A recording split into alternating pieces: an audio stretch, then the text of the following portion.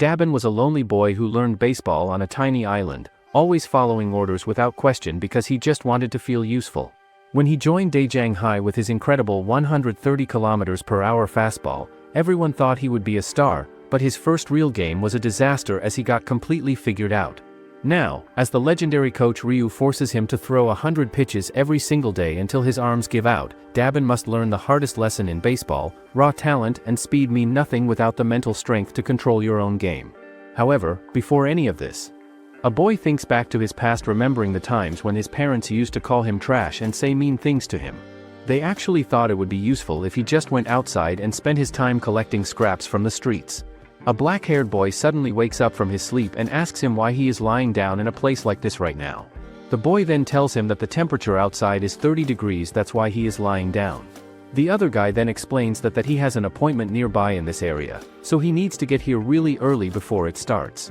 He goes on to say that most people out there would just ignore him completely, and if someone sees a person lying in the sun like this, most of them would just think about why they should even bother helping or caring about it, but he is kind and different from those people. The boy then asks him how he can possibly become someone as amazing and great as he is, but the other boy starts wondering and feeling confused about why he is saying all of these things to him right now. Suddenly, the boy's phone rings and he leaves because he had an appointment somewhere. Later that day, a baseball match is going on between Team Monkeys and Blues, and the black-haired boy from before says that he is happy that the Monkeys had to gather full team for the first time in ages. He then asks his teammate who is the one who shut down their Team Monkeys. The black-haired boy then turns around to find the same boy who was sleeping on the ground earlier in pitcher's position. They say that his name is Dabin, who looks like a 9th grader. The black-haired boy's coach then yells at him and his teammate because they got beaten by a mere middle schooler. Suddenly, they hear Dabin throwing a pitch that is insanely fast. The boy wonders why this boy is throwing 130 km fastballs with control, and for a 16-year-old to pitch like that, it's broken. He further wonders that on top of his odd personality and way of speaking, what kind of boy he is. The boy's name is revealed to be Jong, and his coach and teammate thinks that he is baseball prodigy and their 5th hitter. Jong thinks that he is confident in hitting, but he doesn't have the distance for home runs and to score every inning. They need a way for everyone to hit.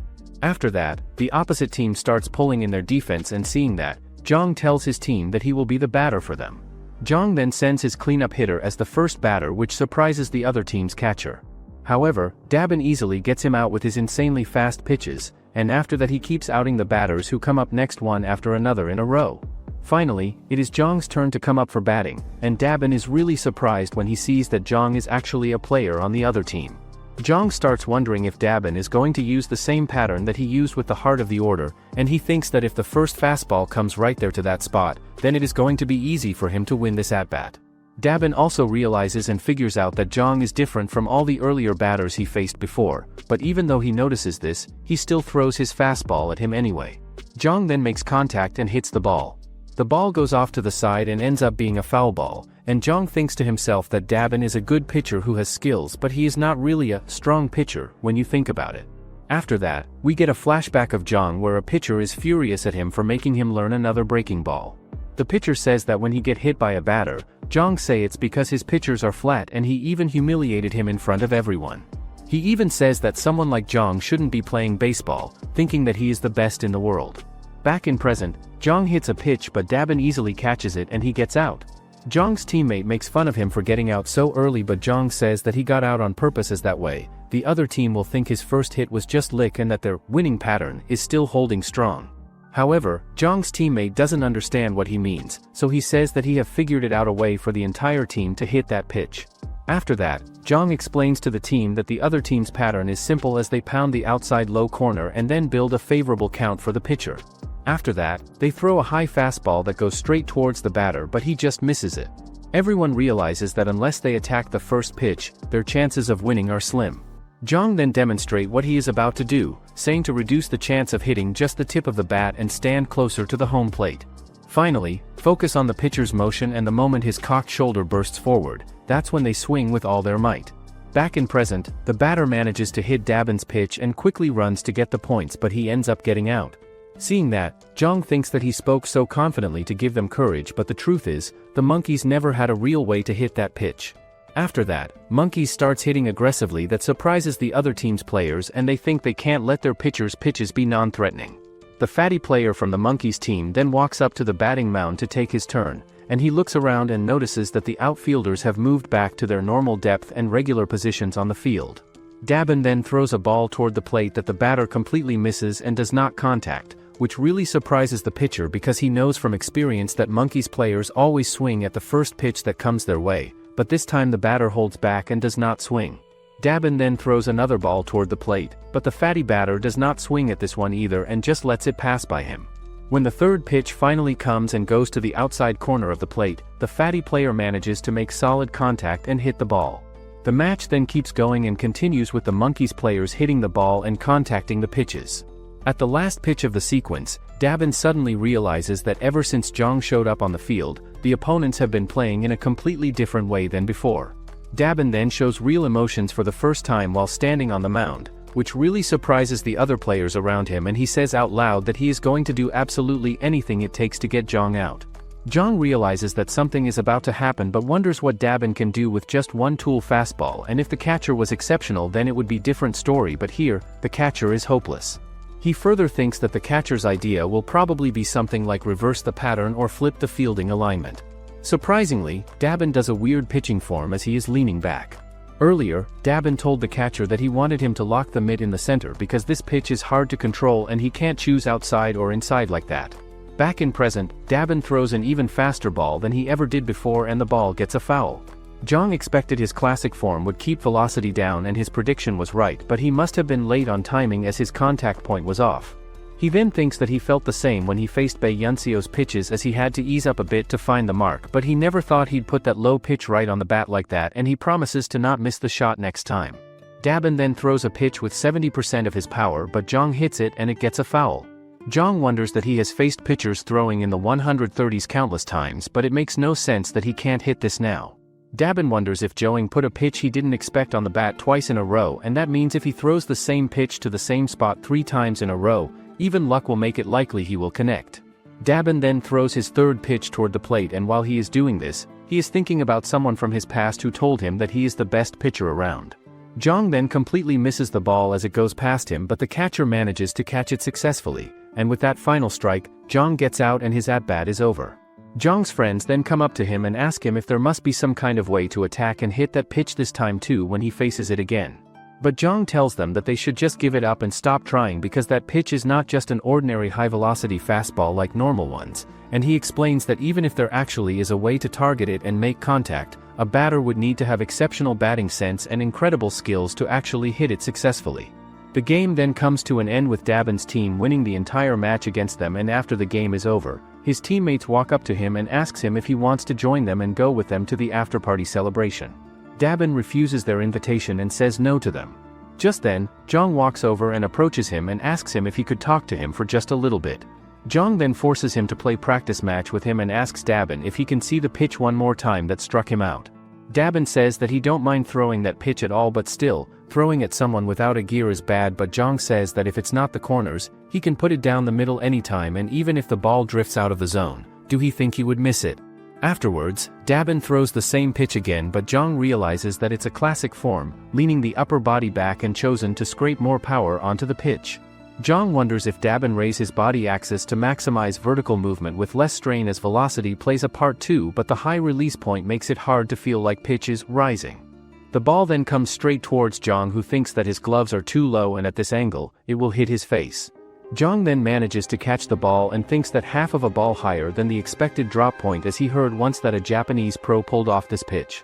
Later, Zhang introduces himself to Dabin and asks if he can talk casually.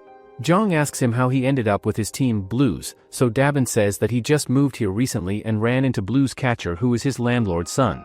Dabin then says that he used to study in Noun Middle School, which is a small island town school, and the number of students dropped every year, so they started a baseball team just to keep the school from shutting down. Zhang then asks him if he received a call from one of the local schools, but Dabin says he didn't, and his coach told him since he qualified as a special talent student, he would be able to take a test wherever he go.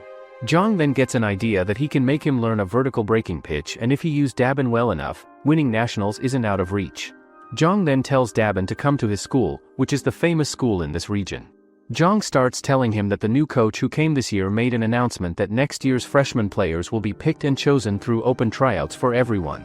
Dabin then asks him if he really likes baseball and enjoys playing it, but Dabin answers by saying that he just does not hate it and he cannot confidently say that he loves it either way. Dabin goes on and further tells him that the only thing he is actually better at than other people is pitching the ball, and he explains that since he spends so much time all alone by himself, he has had plenty of time to practice and work on his skills.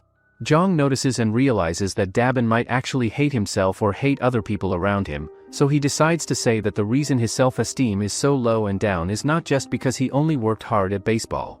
He explains that effort alone is not enough for someone to actually like themselves and feel good about who they are. He continues by saying that if Dabin wants to affirm himself and feel good about who he is, then he needs to have successful experiences that other people recognize and acknowledge as real achievements. 3 months later, the new coach finally arrives at Daejeong School for the first time, and when he gets there, the principal says that he has heard a lot of things about him because he is someone who accomplished incredible things one after another throughout his career. The coach then responds in a cold voice and tells the principal directly not to talk about his past anymore because he does not like it when people bring it up and discuss it. The principal then continues talking and says that he does not doubt his abilities or skills at all, but he points out that the atmosphere and system in high school baseball have changed a lot since his active playing days were happening, so he wants to know if the coach can recreate the glory and success of their Daejeong High School's national championship victory that happened 20 years ago in the past. However, the coach responds to this by saying that he has already studied all the current high school baseball rules and systems that are in place right now, and he explains that just like with any sport and not just baseball specifically, making a team that wins games is actually easy to do, but making a team that doesn't lose games is what is really difficult and challenging to accomplish. Meanwhile, Zhang and his friends are sitting around and thinking about how the new coach wants to recruit new players all by himself without any help from others.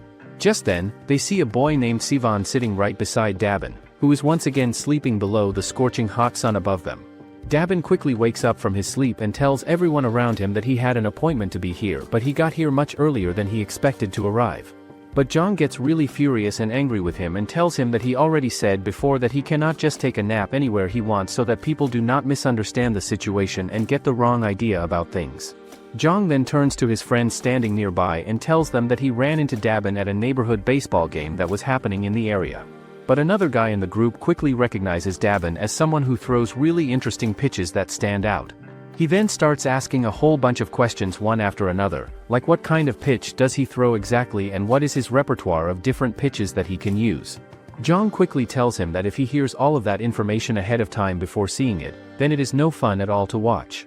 He goes on and explains to them that if someone steps into the batter's box without figuring out and understanding Dabin's pitches first, then even someone like him who is skilled would definitely get a strikeout, which is completely unavoidable and cannot be prevented at all. After hearing him say that, everyone around them gets really surprised and they start thinking to themselves that even Zhang, who is usually really stingy with praise and does not compliment people easily, would take his side and defend him like that, so they wonder what kind of pitch Dabin actually throws to make him say these things.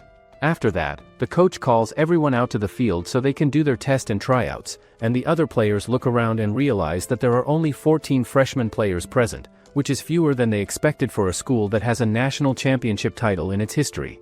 Just then, the new coach that everyone has been so curious about and wants to meet finally arrives on the field. The coach then introduces himself as Ryu Kianmying, and hearing that, Zhang freaks out. He tells everyone that 20 years ago, the one who led Daejeong High to the national championship was Ryu Kianmying. Zhang then tells them that it was not his only past accomplishment, as even now, when talking about powerhouse schools, his name is always mentioned.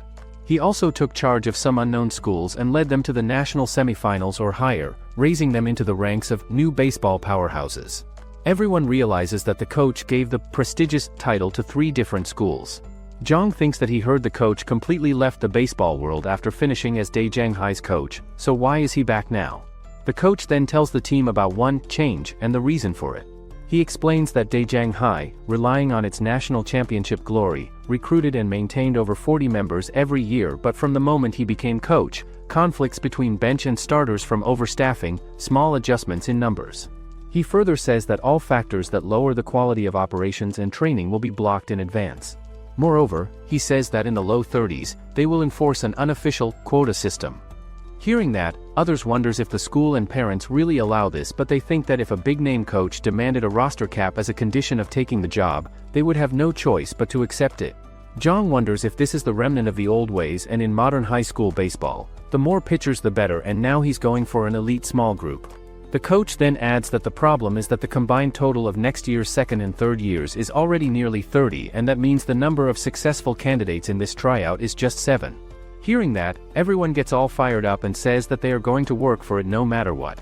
The coach then tells the team that before they begin evaluations, they will start a special test, and from now on, whoever answers his questions will be granted automatic admission, without needing to take the test. He then shows a ring and asks the boys on which finger he was wearing it, but everyone wonders what this has to do with baseball.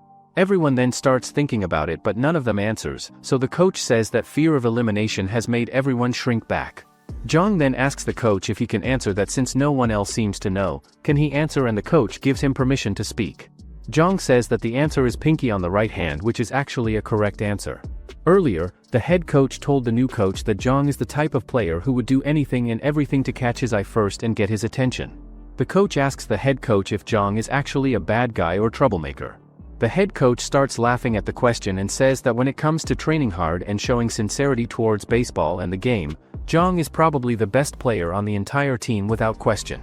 Back in the present time, the coach stands in front of the team and tells all of them that if they want to be on his team and play for him, they must remember what clothes his neighbor wears to work each morning when they leave their house. The coach then asks another really weird and strange question, asking them how many ants are crawling around at his feet right now at this moment, and he tells them that they should train themselves to observe and remember all the small and meaningless things that happen around them. Lastly, the coach finishes by saying that the test will proceed and move forward in this specific order, starting with running ability first, then hitting second, then fielding third, and finally positions last. After a while, the 50-meter sprint test is completed and they are now going to proceed to the batting test with a 5-minute break. During the break, the new coach notices 2 boys filling up 2 baskets with balls to measure the batter's swing and asks them why they are setting something like that up. The boy says that they were just following the coach's orders. The new coach then gets everyone's attention and tells them that a good batter is not someone who clears 100 yards in a gentle free batting session, but he wants to see isn't batting talent but rather a batter's quality.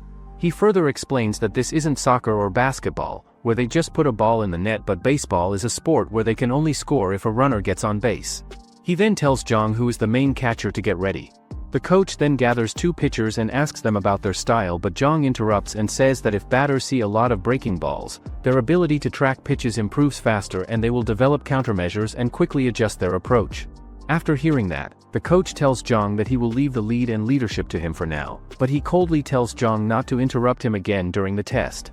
The coach turns to the newcomers and tells all of them that from now on, starting immediately, the seniors will be pitching to them and throwing balls at them, and they would have to keep swinging at the pitches until he finally tells them to stop hitting.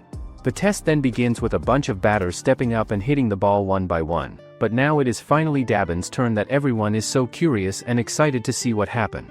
Surprisingly enough, Dabin gets into his girly and dainty swing form and stance that makes all the other players around him start laughing at how he looks, except for the pitcher who is standing on the mound and is furious and angry about it. The pitcher then throws the ball, and just as Dabin tries to make contact, he suddenly just drops the bat straight out of his hand and the bat goes flying and spinning straight past the pitcher, who immediately starts yelling loudly for his mommy out of fear. The coach immediately calls for another batter, which makes Zhang freak out completely and start panicking about everything that is happening right now. Zhang quickly turns to Dabin and tells him that he is going to have a chance to turn things around and show what he can really do when the pitcher test comes up, so Dabin really does not need to stress himself out. Right after that, a guy who goes to Dora Middle School and his name is Wuang walks up and takes his spot at the batter's position, and right away everyone watching starts to really like the energy. However, the catcher notices something right from the start, which is that Wuang steps in really close to where he is standing, and this makes the catcher think that Wuang must feel pretty confident about his own power and hitting ability. Wuang then gets into his batting stance and gets ready to hit, and this surprises both Zhang and the pitcher quite a bit, with the pitcher starting to think to himself that this guy standing at the plate might actually be someone who is a really big deal and a serious threat. The pitcher then throws a power slider pitch that goes toward the inside corner of the strike zone, but even though it is a tough pitch to hit, Wuang manages to make good contact with the ball and ends up hitting a home run that goes flying over the outfield fence.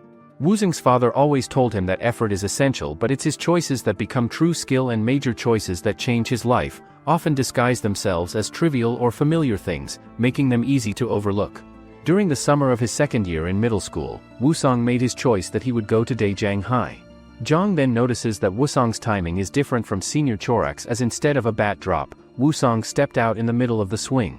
Moreover, right before the impact, he pulled the hitting zone closer to handle the inside breaking ball and pushed his pivoted foot outward. Out of nowhere, Wusong says that he is out because the ball shot upward, hung in the air too long and the distance was short. The coach then asks him about the reason the ball popped up, so Wusong says that he believed he could do it like someone and he overestimated himself. The coach says that he is right, as if he shifts his pivot foot during a swing, his balance breaks and the power driven up from the ground is cut in half, and thinking that he can clear the fence with just upper body strength is pure arrogance. The coach then tells Wusong that he passes the test and makes it through. When everyone hears this news, they all get really surprised and confused and start wondering how he manages to pass when he is not even one of the 7 scouted candidates who are supposed to be there. The coach then talks to everyone who is still there and tells them that there are 6 spots left for everyone to try and get, and he lets them know that the spots are going to fill up really fast, so they need to work hard if they want to make it. The batting test then ends, and next up is the fielding test, which means everyone is supposed to grab their gloves and head out to gather in the outfield where the test takes place. Afterward, coach explains that the fielding test is pretty simple and easy to understand, because first they have to catch 5 fly balls that get hit up high to them while they are standing out in the outfield, and then after they finish that part they have to move to the infield area and field 5 grounders that get hit along the ground coming toward them. Lastly, they have to throw the ball over to the senior player who stands waiting at first base, and that completes and finishes up the whole test. The first turn goes to Dabin, and as he gets ready to play, everyone else immediately starts making fun of him because he threw the bat earlier. The coach then speaks to the batter and tells him to hit the ball far so Dabin cannot depend on his good eyesight like he did when he was batting before. Following the coach's words, the batter hits the ball very high into the air. Dabin runs forward and tries to catch it, but he completely misses and fails badly. When this happens, the others start laughing at him even more and joke that he must have put grease on his glove, while Zhang thinks that throwing is the only thing Dabin is actually good at. After that, the coach tells the batter to hit the ball properly this time. The batter then hits a ground ball toward shortstop, and Dabin tries to catch it, but he once again cannot grab it with his glove. Because of this, he quickly uses his bare hand to stop the ball instead. Right after that, Dabin throws the ball with extreme speed and strength, and the throw is so powerful that it sends the catcher flying backward. It turns out that the catcher manages to get the ball, but the throw stunned almost everyone watching. The coach then substitutes Dabin despite him having 4 balls left, but the coach says that he didn't pass the test. He further believes that bringing someone who can't even handle the basics of catching or throwing into a fielding test is a waste of time, so he should get back to the group. Wusong also takes out his anger on Dabin, but he tells him that his middle school coach and teammates always told him not to do anything except pitch, but Wusong thinks that he is using circumstances as an excuse to justify his own shortcomings. A short guy then tells Dabin that baseball is a sport where each position's role and character is distinct, and even if he is only good at one thing, he can become a superstar. The short guy then starts feeling bad because someone like him is stuck on the bench forever, and when he sees someone like Dabin who's really good at just one thing, he admires it. However, Dabin tells him that he spent 3 years without being acknowledged by anyone, and all that time, he was lonely. Now, it's the short guy's turn, and he is actually good at catching, but due to his small body, no one is expecting much from him. After that, the batter hits a ground ball that rolls toward the left side, but the short guy manages to catch it and quickly throws it to first base without wasting time. The coach then speaks to Chorak and tells him to add 10 more miles per hour to his throw and to use a backhand from 7 meters away.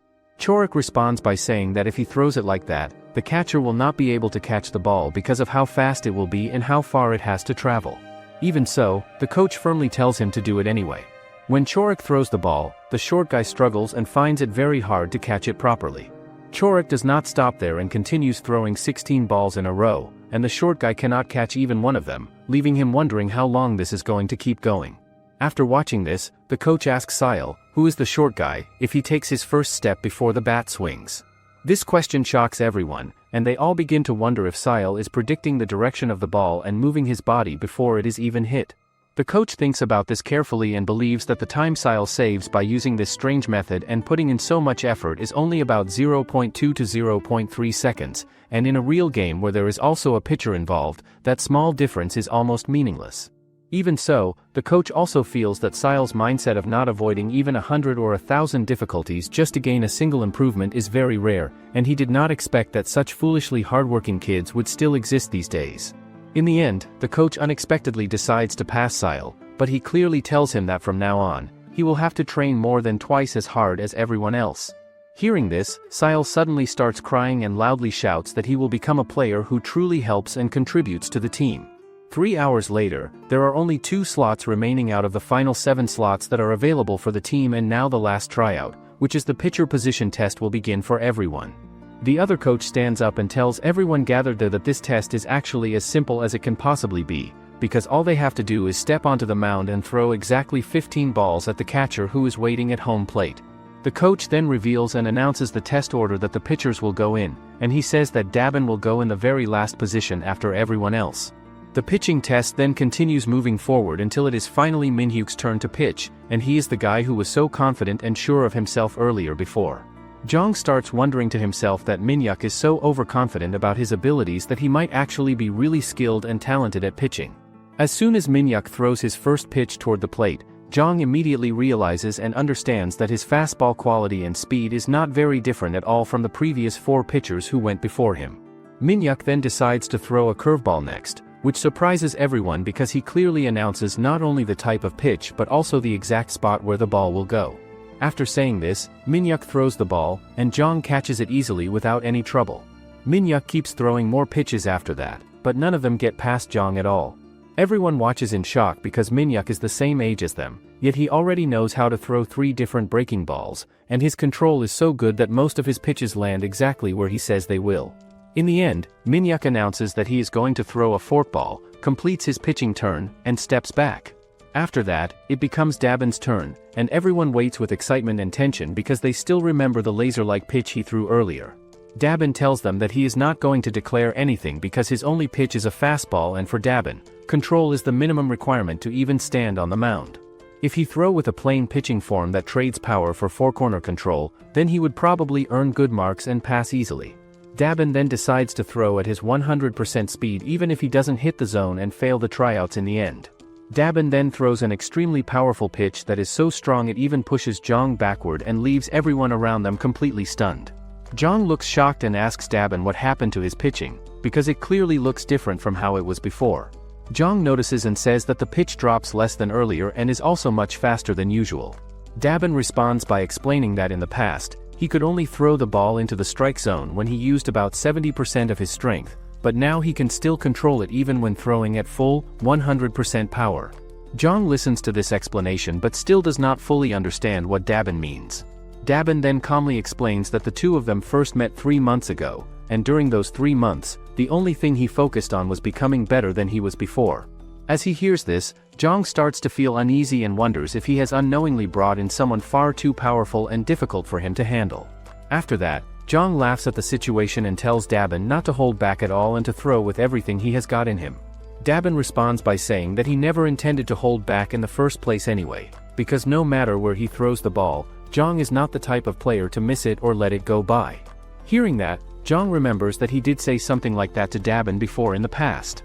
But then the coach suddenly tells Dabin that he does not need to throw any more pitches because he is also passed and made the team. However, Dabin points out to the coach that he still has 14 pitches left to throw out of his 15 totals. But the coach explains to him that outside of pitching ability, his skills are at a complete beginner's level, and he says that unless it is a team that is desperate for numbers and players, Dabin would never be selected to join them. The coach thinks to himself that he can only think of the situation as sheer good fortune and luck, because if Dabin had been on a normal team that was not prestigious but still visible enough to draw scouts' attention from around the area, then high schools across the entire nation would not have let him slip away and escape without recruiting him. The coach then says that it concludes the pitcher test and now, they will give the overall assessment of the open tryouts, so everyone can gather together. Hearing that, everyone wonders if there are 2 slots left and still 1 more spot open, and then, Minyuk freaks out. He then gets furious because Dabin got selected instead of him, who has no knowledge of other things like batting or fielding. He even says that with 4 different breaking balls, he is more valuable as a pitcher than Dabin, but Jong gets furious at the as if he wants to break his face. The coach thinks that Sile used the setbacks he faced as motivation and turned verified knowledge into nourishment for growth. Meanwhile, Minyuk complains that his setbacks were unfair and dresses up his subjective opinions as logic that favors him. The coach then asks how about the two of them play a game, and this game is to test the qualities Minyuk said a pitcher should have, which is a ghost runner. This means the inning starts with 2 runners already on first and second base, which is a tiebreaker rule made to shorten extra innings. The coach then explains that he will decide the batting order and calls Byamjin first, saying that since he has the fastest legs in Daejeon, he will be the leadoff hitter. For the second spot, Sile is chosen, and he is already feeling nervous and panicked, while Wusong is placed as the third batter. After everything is set, the match finally begins, and leadoff hitter Byamjin steps onto the field. Minyuk watches and thinks that the coach has set up the lineup in a very smart way, but he also knows that the last batter, Chor, is a genius hitter ranked among the top 5 in the country, so he cannot allow the lineup to reach him. With this in mind, Minyuk starts pitching, but Byamjin does not swing his bat at the first 2 balls at all. Byamjin manages to hit the ball in the third pitch and it rolls between the right and center, and the batter manages to save himself in another base. Minyuk can't believe it because it was clearly a single chord and just pure speed turned a single into extra bases. Jong thinks that he should have been more cautious. An unfavorable count was created by petty pitching. Another batter asks Byamjin why he is being awfully serious about it, so he replies that this is the place where they are choosing the pitcher who will carry the future of their team. Next, it's Sile's turn on batting, who is already so scared because he thinks that he is slow and weak at batting. Jong then asked Sile if he already forgot what the coach said. The reason he were picked wasn't for his physique, but it was for watching the hitter's approach and bat angle to predict where the ball would go. He further says that baseball is a sport where even one talent can make him a superstar, and his strength isn't the visible kind but it's the invisible one. Hearing that, Sile gets all hyped up and thanks God for sending him to Daejeon school that is full of wingless angels. The situation is no outs and a runner on second, but from the defense's side, even 1 run means a loss. Sile then figures out that right now, the one thing Minyuk is hoping and aiming for is the runner on second, so Sile gets into a sacrifice position. Minyuk then throws his ball, thinking that he has to strike out Sile no matter what, but Jong wonders that with that pitch, he dropped his center of gravity dramatically. Sile then makes contact and hits the ball using his bunt technique, but unfortunately the ball ends up going foul and not staying fair in play, so Minyuk starts laughing at him that his breaking balls are not so easy to touch or make contact with at all. However, Sile is actually thinking carefully about the breaking balls and considering all the possibilities, because if the pitch was on the outside part of the plate, he figures out that it is probably going to be a curve among the 4 different types of breaking balls that exist, but that forkball that just comes to him right now has a drop that is about 1 ball less than what he expects it to be. Jong also manages to figure out and realize that since the first outside breaking ball bunt attempt fails and does not work, the second pitch that comes next should probably be the inside high fastball that pitchers usually throw in this situation. But this time as well, Jong notices that the web of the glove that Minyuk is wearing on his hand twitches and moves slightly in a noticeable way. Jong starts thinking to himself that Minyuk is probably wedging and pushing the ball deep down between his fingers to grip it in a certain way, and Jong originally thinks that Minyuk chooses a forkball because it can block both a bunt attempt and a regular swing at the same time, but he realizes now that he is completely wrong about that. Minyuk then throws another pitch toward the plate, but Sile just makes contact and hits the ball in a way that makes it land right in front of Minyuk on the ground, and it rebounds, which makes Minyuk look like a complete fool who got beaten. Sile thinks that if the ball goes straight through, it will head toward the shortstop where the runner is standing, but instead the ball takes a high bounce. Because of this bounce, the ball now moves toward Minyuk, and Minyuk believes he can catch it easily. He thinks that if he catches this hit and quickly throws it to third base, he might be able to stop the runner from advancing. Feeling too confident, Minyuk jumps up to grab the ball, but he completely misses it and ends up falling hard onto the ground. After falling, Minyuk hurriedly looks around, trying to find where the ball went, but he cannot see it anywhere, so he asks the others around him. The guys then tell him that the ball is actually right under his own chin. Panicking, Minyuk quickly picks it up and throws the ball straight toward first base, but the throw is way off target, so much so that even the tall first baseman cannot reach it. At that moment, a flashback of Minyuk appears in his mind, where someone tells him that his instincts are not working properly, and it feels like he does not even plan to make them work. That person also says that at some point, Minyuk started carrying all these strange breaking balls that he has never even seen before. He then asks Minyuk if he is scared to throw a fastball, but Minyuk says that he is not scared, but it's that he don't want it to get hit, as a fastball is the most basic pitch with least movement. Furthermore, he thinks that breaking balls are different as they induce more missed swings than fastball, and if someone is lucky, there are many cases where it ends up being a foul. The guy tells Minyuk that breaking ball pitchers are basically like outboxers in the sport of boxing, and he explains that even legendary fighters like Muhammad Ali and Leonard still end up taking about 20% of the punches that get thrown at them on average during each fight they are in. So Minyuk really should not try to avoid throwing the fastball just because it sometimes gets hit by batters and then hide behind his breaking balls all the time. Back in the present time, the match ends and gets over before the game even reaches the cleanup hitters who bat later in the lineup, as just the table setters who are the first and second batters, only these two batters, manage to finish everything off. Minyuk starts to realize and understand that this performance right now is his limit and he cannot do better than this. The coach watches everything and thinks to himself that Syle's decision to switch to a power swing is not really a bad idea at all, but the fact that he fails to make good solid contact with the ball even when the forkball pitch is right in the strike zone means that Syle is not able to apply and use his analysis skills and observation abilities that he has to himself and his own batting. Dabin then watches Minyuk blaming himself for starting this match and how useless he really is.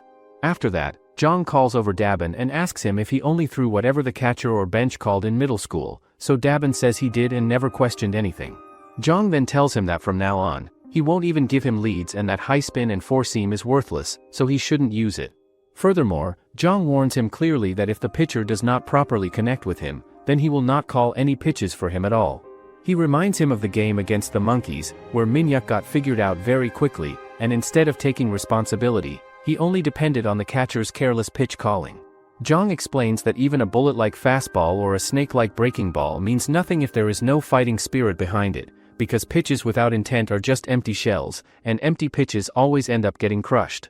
He then explains that to put real fighting spirit into a pitch, the pitcher needs a clear goal, a proper method, and the right pitch sequence, and deciding all of that together is what a catcher's pitch calling truly is. After saying this, Jong tells him that in this game, they will rely on the one thing Minyuk can control at least a little, which is his normal four-seam fastball in the 130 range. He also warns him again not to throw the ball without thinking right after hearing the call and instead tells him to understand the meaning and intention behind the call before releasing the pitch. After this talk ends, Dabin walks toward the mound, but the coach overhears everything and comments that since Dabin cannot win using only strength, he has no choice but to rely on his brain and his words. The coach also adds that if Jong had not played baseball, he would not have ended up starving to death.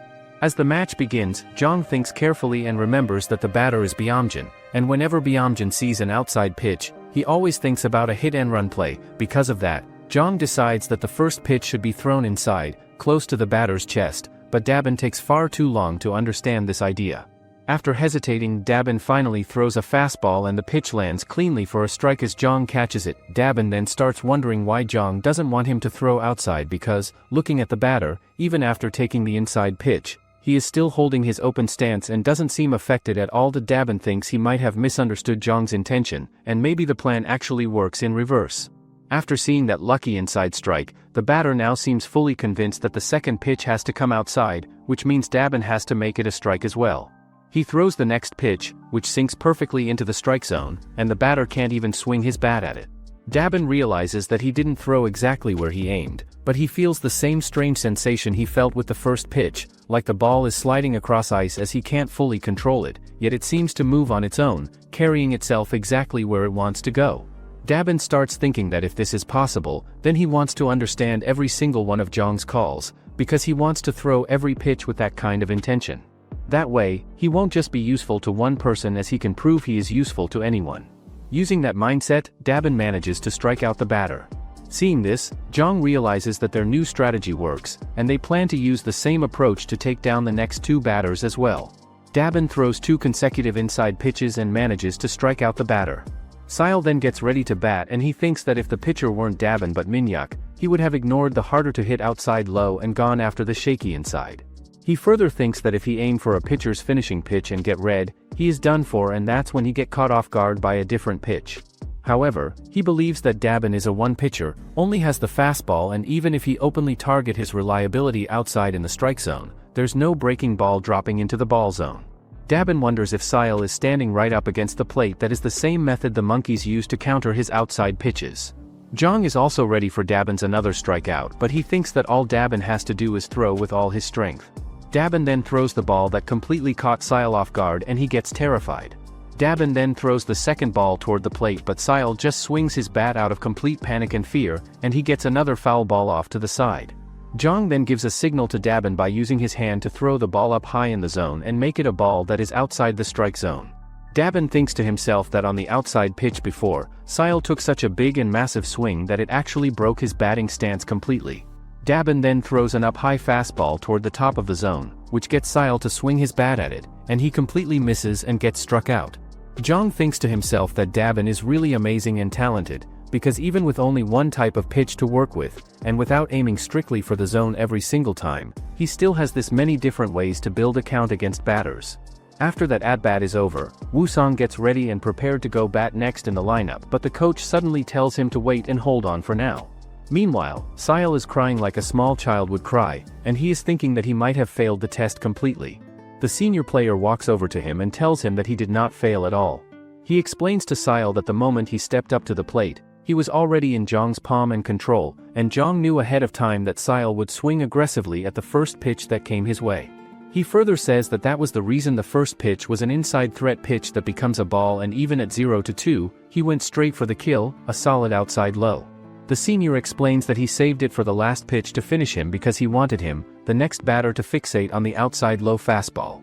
Hearing that, Sile thinks that not only Zhang is reading a hitter's weakness and psyche but even guiding the match to a favorable outcome, a data catcher who builds game plans around hitters. Now, Wuang gets to the field and Zhang notices that his stance is the same as in the batting test, but the only difference was that he lowered his grip on the bat. Dabin then throws his fastball straight inside the chest, but just as the ball comes Wuang's way, Zhang notices that he raised the bat and he tries to do a compact swing for an inside single. Wuang manages to hit the ball that goes in front of the left field and he easily gets to first base. Seeing that, Zhang gets shocked at how he figured out his tendencies and planned it, but then, he realizes that it wasn't him but it was Coach Ryu. Afterward, Coach Ryu tells Dabin that he didn't set up the batting order beyond the cleanup. If he let this batter reach base and if he can't take the one remaining out in any way, then that means his team will be defeated. Hearing that, Zhang takes some extra time and tells Dabin not to mind what the coach said, but Dabin tells him that back in the match against Monkeys, he felt that an ordinary four-seam wouldn't get the job done, but ignoring that doubt, he threw an empty shell of a pitch with no willpower. He further says that the batter standing at the plate now feels even more dangerous than back then, so a four-seam alone will never overpower him. So, to defeat him he is going to use the high-spin four-seamer with 30% success rate, and out of 10, it may only land the last 3, but if there's a chance the first 3 succeed. Zhang is now shocked and thinks that even at that time when the Blues were cornered, then after a talk with the catcher, the high-spin four-seamer appeared. Zhang also thinks that Dabin is the same as him, but he was also holding back, just like he was, and in the unguarded moment, it suddenly bursts out his own dual nature. Zhang believes that Dabin is trying to hide his nature that looks down on other people and likes to show off his abilities, as if he is trying to show only kindness to everyone around him, and maybe Dabin also shows only obedience because he is hiding something deep inside too. After that, they both get back to their positions on the field, and Zhang thinks to himself that now that they have decided to use this pitch, all he can do is catch it when it comes. Dabin then puts all the sad things about his past life and all the hurtful words of other people into this one single pitch, and he throws it as hard as he possibly can with all his strength. But the batter makes contact and hits the ball, and it ends up going off to the side as a foul ball. Chor, who is the one batting at the plate, starts laughing at what happened and says that there is no way he would ever miss the timing on a 90-mile-per-hour pitch like that, and he explains that this result is not late timing, it is just the contact point that is off and not quite right. Zhang realizes that Chor has complete confidence and truly believes deep down that there are no flaws at all in his swing technique, and this unbreakable and strong belief allows him to think and judge the situation the way he does right now. After that, Dabin starts throwing his pitches one after another toward the plate, but Chor purposely makes contact with balls that even look like they are going to miss the strike zone completely and be called balls. As Zhang watches closely and pays attention, he notices and sees that the path of the foul balls is slowly changing and shifting over time, and that more and more of them are flying and going behind the plate area. Chor is building up his swings in real time during the at-bat end, carefully adjusting his timing and mechanics as he begins to lock in on the high-spin four-seam fastball that Dabin keeps throwing. Zhang understands and knows in his mind that if they do not finish this battle and get Chor out using that specific pitch, then they are completely done for and will lose this fight. Dabin then throws the ball that the batter manages to hit and easily scores 2 runs as it gets out of the field. With this, the Daejeong High School baseball team's open tryouts come to an end. Chor then tells Zhang that this is a feeling he have never experienced before, because despite him hitting it over the fence, he don't feel even a little happy. He further adds that he knows Dabin is a genius and an incredible pitcher who is desperate to win, but it was like he wasn't facing the batter in front of him and it more felt like he was fighting some invisible other thing. After that, Coach Ryu tells everyone that there were 14 applicants for the tryout and all of them passed, but everyone gets shocked to hear that no one got eliminated. The coach explains that a proper amount of tension and pressure raises immersion in the situation, and it helps bring out the maximum potential of each individual. The coach then notices that even after being told that he passed, Minyuk is still in shock of the game. The coach then calls Minyuk over and asks everyone to think back to when they first saw someone their own age throwing 4 different breaking balls so easily, and how they probably thought he was some kind of jerk. The coach explains that when people see someone working hard and honestly, they quickly assume that person is serious about baseball, but when they see someone chasing shortcuts and trying to get the most results with the least effort, they are fast to judge that person as not being serious at all. He then asks them to imagine what it would be like if there was a wall standing in front of them that they could not face by themselves, and what if, to hide that weak side, they were using all their strength just to act strong on the outside. After saying this, the coach tells Minyuk that the true essence of pitching is taking away the batter's timing, making the bat miss the sweet spot, and forcing swings and misses. He adds that every pitch in existence including the fastball has its own unique trait to serve that essence, and if he failed to bring out even half of that trait and make control his top priority, then all he is doing is hoping for the batter's mistake. After that moment, the coach starts explaining to everyone standing there that every person looks different from one another, but in a pitcher's case specifically, the length and strength of their fingers and other physical things make a big difference. He tells Minyuk directly that the forkball pitch and Minyuk are not compatible with each other at all, so he would have been much better off learning the slider pitch instead, which gets good results from a simple grip and release motion. Coach Ryu then makes an announcement to the entire team that exactly 1 week from now starting today, they will be playing a practice game against another school team. He reveals that the practice opponent they will face is this year's runner-up team in the Azure Dragon tournament, and their name is Shinron High School. After hearing that announcement, everyone on the team goes absolutely crazy and excited about it, except for Dabin, who stays calm and says that he knows someone who actually went there to that school. He continues by saying that the person he knows was a baseball player just like them, and his name was Lee Ro-won. 2 days later, Dabin is sitting on the bus and thinking deeply about what Coach Ryu says to him earlier when they talk. The coach tells Dabin that when he throws his high-spin four-seamer pitch, he uses an old-school pitching form that is not common anymore, and the coach says he does not know where Dabin picks up this form from or who teaches him, but he is able to see traits and signs everywhere in his pitching motion that make it look like he learns it just by watching other people pitch and copying them. Because of this, the coach tells Dabin to come to the practice ground this coming Sunday at 10 in the morning, because the coach believes that with just 1 day of correction and fixing his mechanics, he is going to bring out the true potential that Dabin's pitch really has inside it. Back in the present time, Dabin arrives at Daejang School where the practice takes place, and when he gets there he runs into both Sivan and Hyo-jun who are also at the school. They both ask him what he is doing here at the school on a Sunday when there is usually no practice, so Dabin tells them and explains that the coach says he is going to correct and fix his pitching form today, but Hyo-jun asks Dabin if he does not feel anything weird or strange about this situation and if he finds all the coach's attention toward him annoying or suspicious. Hyo-jun asks him if he is not interested in baseball, but he says that it's okay if he doesn't tell him as he was also born with an unwanted talent and ended up doing this because he had no choice. However, Sivan tells Dabin not to take him too seriously as Jun's under the delusion that he's a genius, but he is not enough to be called a genius.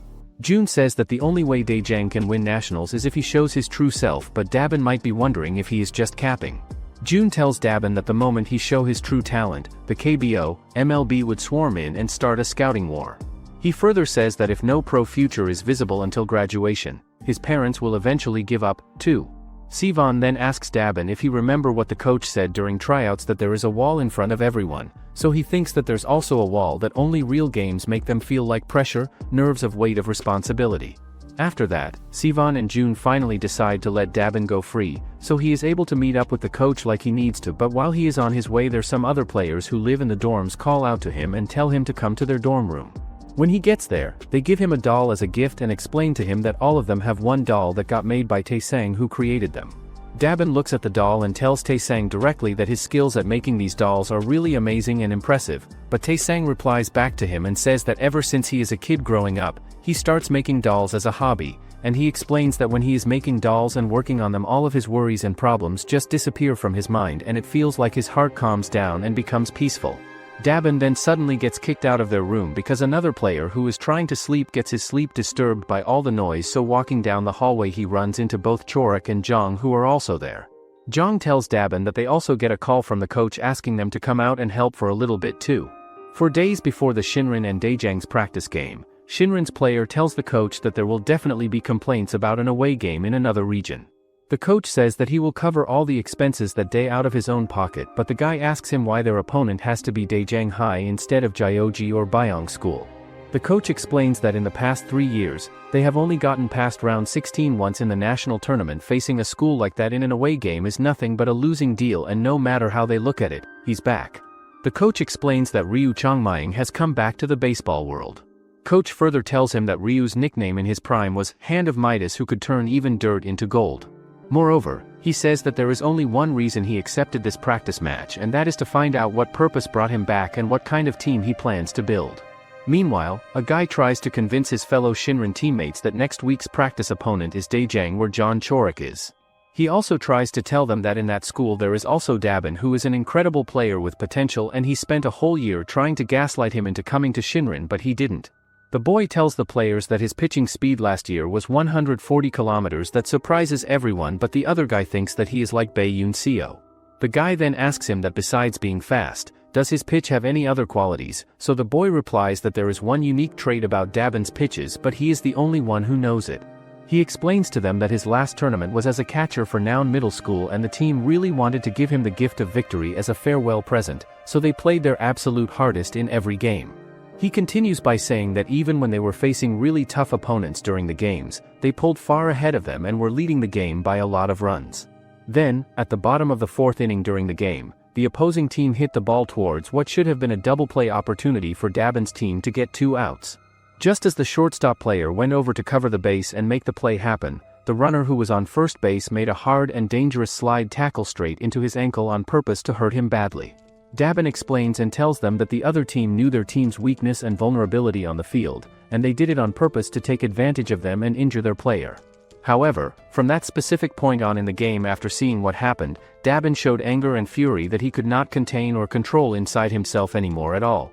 He became a completely different person than he was before that moment, and he unleashed a barrage of violent and merciless pitches at the opposing batters who came up to the plate without holding back at all or showing any mercy to them. Finally, it's the match day, and 20 minutes before it starts, Zhang gives Dabin their school's uniform, which looks good on him. It turns out that Dabin also mastered that leveled up high spin 4C, but the power is quite low. Suddenly, Dabin notices his old friend running towards him, and he quickly hugs Dabin, asking various kinds of questions. Seeing that, others asks him if he knew Rowan from Shinron, so Dabin says that he was his battery partner in middle school and how he is 1 year older than him. Zhang then tells Rowan that it's been 4 months since they last met, but Rowan doesn't seem to remember him, so his teammate tells Rowan that they met at the Azure Dragon tournament. The other guy tells them that Rowan got a bit of a bad habit, that is, he can't remember the names of players weaker than him. Hearing that insult, Zhang tells the guy that the coach should switch his position because never in his life have he heard of a blockhead being a catcher. After that, Rowan and his teammate leave the area, saying that they have some warm-up to do before the match starts. On the other hand, Daejang players watches Shinron warming up and thinks that they really accepted this match. However, June says that half of their main members aren't here, but the other guy says that they must have their own reasons, but if the intention was to hide Shinron's new strength, then they have Taepil like Chorik and the left-handed fireballer Bae Yoon Seo, already being talked about as Jioji's ace and a top 2 draft pick. June tells him that those guys are already famous and don't need to hide them, but the guy asks what's so scary about them that Shinron would hide their strength, so June tells him that it's not them. At the same time, Coach Ryu approaches Shinron's coach and says to him that he notices that he only brings the necessary members and players with him today and does not bring everyone. Then Coach Ryu starts talking about their previous matches that have happened in the past between their 2 teams. Shinron's coach starts to realize that Coach Ryu approaches him just to provoke him, and he thinks about that nasty habit that Ryu always has, which is always scratching at the opposing coach's nerves and trying to annoy them before a match even starts. Shinron's coach then tells Coach Ryu directly that even if this game is just a scrimmage and a practice match, they are not going to take it lightly for even a single second. Coach Ryu then gives him a piece of paper with a list of his batting order written on it and tells him to write it down slowly and carefully and hand it over through his own coach when he is ready. Once Ryu walks away and leaves, the guy opens up the list to take a look at it and realizes that this lineup that Ryu puts together is absolutely crazy and shocking, which makes him feel furious and really angry, and now he wants to completely crush Daejang and destroy them in the game. After that conversation ends, Coach Ryu goes back and tells his whole team that they have to beat Shinron in this match, and if they cannot manage to do that, then winning the national championship later on is going to be impossible for them to achieve. The match then begins and starts with the starting pitcher being Shinron's ace player, whose name is Bei Yuncio. The second coach of Daejang thinks that Coach Ryu is truly terrifying, as the reason Shinron accepted the practice game from the start, it was a proposal that they simply couldn't refuse. Ryu told the coach that to Shinron's coach he is both an object of admiration and jealousy, but the problem is that Shinron insists on coming directly for the away game and they will try to set conditions or leave out key members. The other coach then says that if the opponent comes out defensively from the start, the meaning of the practice game will be bad, but Coach Ryu says that they will use baseball lineup card, and before receiving the Shinron's coach's cunning constructed lineup, he will reveal his true intention for proposing this practice game first. Back in present, Shinron's player tells their coach that half of Daejang High School's lineup isn't in their data, so the coach realizes that they are first-year students in waiting. Hearing that, the player thinks that it's rude and they might openly use them as gauge. The coach replies that this is why he put Yuncio in and replaced the entire top of the lineup with starters, and player analysis only matters if the levels are comparable. The match begins with Byamjin from Daejang High School, who is going up as a batter to face the pitcher, while a Daejang player tells the entire team that Bei Yuncio's official fastball speed is 155 km per hour. He also throws as many as 3 different types of breaking balls in his arsenal. However, Jong thinks that the real problem is that the coach probably gave the order to target his deciding pitch, which is the fastball, so batters will step up to the plate and time their swing to the fastball when it comes. Yuncio then throws a curveball toward the plate that the batter contacts and gets a foul ball off to the side. On the second ball that comes, Byamjin does not hit the ball at all and completely misses it. After 2 balls have been thrown already, it is time for a fastball to come, and the pitch is so incredibly fast that Byamjin gets struck out completely. After seeing that happen, everyone watching is completely stunned and shocked by what they witnessed. But Jong thinks to himself that this is the exact reason why Yuncio is called the strongest pitcher in high school baseball right now, despite following a structured and predictable pattern with his pitches. Next, it is Jun's turn to bat, and Jong thinks about calling a slider that comes into the strike zone from the outside. However, Coach Ryu says that he wants to call the same pitch again, the deciding pitch that got the first batter out. Yuncio then throws the ball, and Jun does not swing or try to hit it, but there is no sign of fear, confusion, or hesitation on Jun's face at all. Coach Ryu believes that using the same deciding pitch that retired the first batter as the very first pitch to the second batter is not meant to surprise him, but instead to raise the pitcher's confidence even more.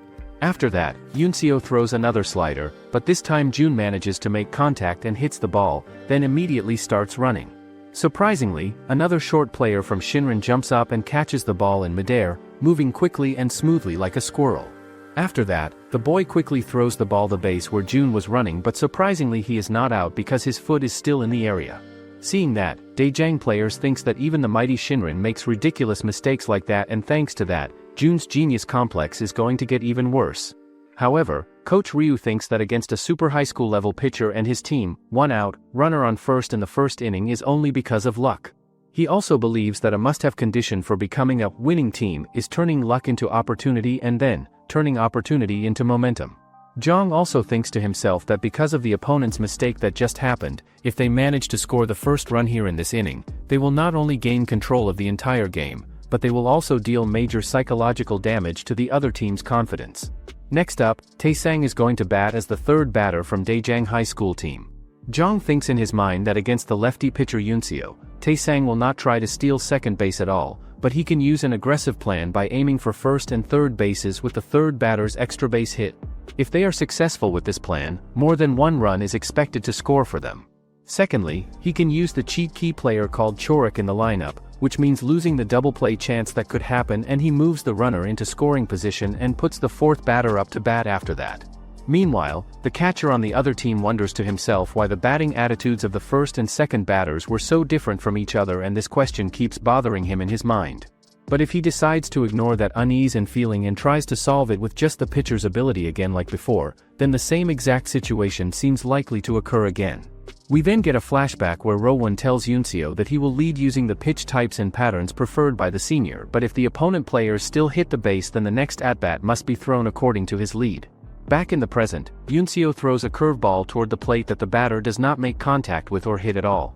But Rowan thinks to himself that the batter set it up perfectly for a long hit and had the chance, but he hesitated to swing his bat at it. Rowan further thinks and realizes that the reason the top hitters of the team fought individually without unifying their hitting strategy together is because they never had orders from the coach from the start of the game, and Coach Ryu has no intention of intervening in the game at all. Meanwhile, the Shinron coach and his assistant are watching from their dugout and thinking that Coach Ryu handed over the entire game to his players to control, which is really surprising to see happen. But the Shinron coach says that this is just typical behavior because it is Coach Ryu, and he knows his talent and how he operates. He continues by saying that this is really unrealistic and shocking to witness, because Coach Ryu is actually an egoist with zero empathy for other people at all.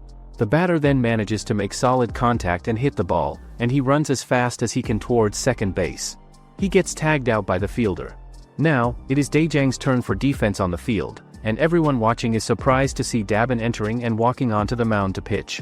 Seeing him, Rowan starts cheering for Dabin from the stands, saying that he should smash those Shinron losers and beat them badly, despite being their player himself on that team.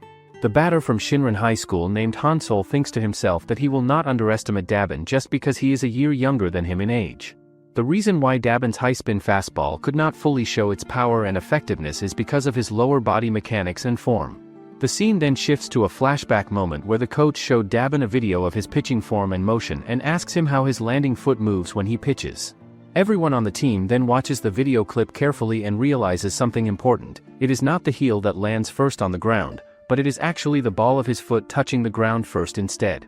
The coach tells all of them that Dabin has been using his pivot leg not to carry and support his weight properly, but instead to resist the strong recoil and force that comes from throwing. He explains to the team that Dabin's release point and low shot grouping were not intentional choices that he made, so he had no other choice but to pitch this way, and he has only been pitching at about 70% of his true potential this whole time. Furthermore, the coach says that before Dabin even realized his delivery had a problem, his talent automatically compensated for the flaw because he's a genius. Back in present, Dabin stands in his weird pitching form that shocks everyone, but then, Dabin lowers himself like he's sinking into the ground and throws the ball. The batter thinks that this is the same feeling when he first faced Yunsio's pitches, and they are beyond instinct, pure conviction. However, the batter swings his bat but couldn't hit the ball as it got to Zhang's gloves. In second ball, Dabin manages to strike out the batter that leaves everyone stunned. Shinron's coach thinks that despite being an overhand throw, that's a low release point with a high backspin fastball, which is exactly like a player named Jinsu. 20 years ago, when Daejang High held up the national championship trophy, their ace pitcher threw the same kind of ball as Dabin. Next, the second batter named Tapel goes out to the field to take his turn, and he turns out to be the team's strongest hitter who is batting in the second spot of the lineup. Zhang thinks to himself that if they crush Tapel 100% in his first at-bat right now, then they will gain tons of advantages afterward in the rest of the game. At the same time, Coach Ryu asks Chor what he thinks the odds are that Tapel contacts Dabin's pitch and sends it flying out to the outfield area. Chor responds by saying that the odds are absolutely zero, because among the top 5 hitters nationwide in high school baseball, he himself is ranked 3rd and Tapel is ranked 4th below him.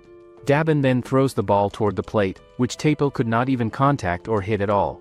But on the second ball that came, Tapel managed to swing his bat this time, but he still missed the ball completely. However, at the third ball that comes his way, Tapel swings with his elbow fixed close to his torso and body, and this swing technique is an extreme level one that shows his skill. The ball then flies up high in the sky, but it quickly lands right into a fielder's hands who catches it easily, and Tapel gets out without any trouble. Afterward, Shinron's coach asks Tapel if he did that on purpose, saying if he put him in the second spot of the cleanup for a reason, he didn't put him there so he could act like a table setter if things went wrong. Furthermore, he says that if he is going to get struck out on the first swing, he might as well secure a single to save face, because a swing for self-satisfaction disguised as team batting. If it were anyone else, he might let it slide, but he is Shinron's #1 hitter, so he should pull tricks. The third batter named Hakshin then gets to the field to take his turn at bat, and Zhang thinks to himself that if Rowan specializes in intuition and instinct, which is the right brain type of thinking, then Hakshin specializes in logic and analysis, which is the left brain type of thinking instead. He further thinks and realizes that across the entire country, there are only 2 batters whose psychology is impossible to read and predict, and Hakshin is one of them, though for a totally different reason than Tapel has. After that moment, Dabin throws his pitches toward the plate, but he gets 2 strikes in a row against the batter. Zhang wonders to himself that this is the same exact method that Hakshin used when he was targeting Dabin's outside low zone in the game against the Blues team before. Zhang realizes that Hakshin fixed the course of his swing, locked his timing perfectly, and hit the space in a mechanical and calculated way. Hakshin has no intention of actually hitting that ball for real, and he does not have the confidence to do it either. But he just needs to make Dabin think that his bat is entering the zone where the ball is headed toward. Dabin then throws the third pitch, which gets Hakshin to strike out. However, Hakshin realizes that Dabin threw the third one into the same spot as the two foul balls, and even when he had the first and second batters cornered at 2 strikes, he didn't mix the corners much either. Shinron's coach thinks that there is no way their batters are going to adjust to that pitch in this practice game, but if it's a one-pitch style, there are plenty of ways to counter it. Now, it's Daejang's turn for batting, and the fourth batter from their side is Chor, who is going to the field. Yunio then throws a high fastball right at the chest area that completely catches Chor off guard and surprises him. Dabin thinks to himself that the fastball moved again in an unexpected way, so the other guy standing nearby explains to him that it is tailing, which means that Yunio throws from a lower arm angle while slicing diagonally, and this maximizes the horizontal movement of the fastball as it travels. So, right before the ball crosses home plate, the ball curves with a trajectory that looks like a right-handed slider pitch, and that is the tailing effect that happens. On the other hand, Yunio throws another straight high fastball toward the plate, and Zhang realizes and understands that Yunio is using the same pitching tunnel as Dabin uses, and with the same pitch type, he is trying to take down Chor and get him out. Yunio then throws another ball toward the plate, but this time Chor makes contact and hits it, and it flies and hits the first baseman's glove directly and perfectly. But despite making contact, Chor ends up getting out anyway. The game then continues moving forward with neither side having scored a single run yet. Dabin manages to strike out the top 3 batters with single-digit pitch counts in quick succession, but now he has thrown 7 pitches to just one of the bottom batters in the lineup. After seeing that happen, Shinron's coach starts laughing out loud, as he thinks to himself that if Dabin sticks to a fastball-only approach that drains his stamina really fast, then the counter strategy is actually simple and easy. That strategy is to make him throw more and more pitches until he gets tired. Earlier in the game, Shinron's coach told his entire team that when they are batting at the plate, they should step further back from the plate and position themselves closer to the catcher's side behind them. Then, they should raise their bat from a laid-back position straight up high above their shoulders. This way they will not be late on the high-speed fastballs that come their way, and they will make it clear to the opposing battery that they are swinging for a long hit and trying to hit it far. The coach told them that they should not swing at all until they are about to get struck out with 2 strikes.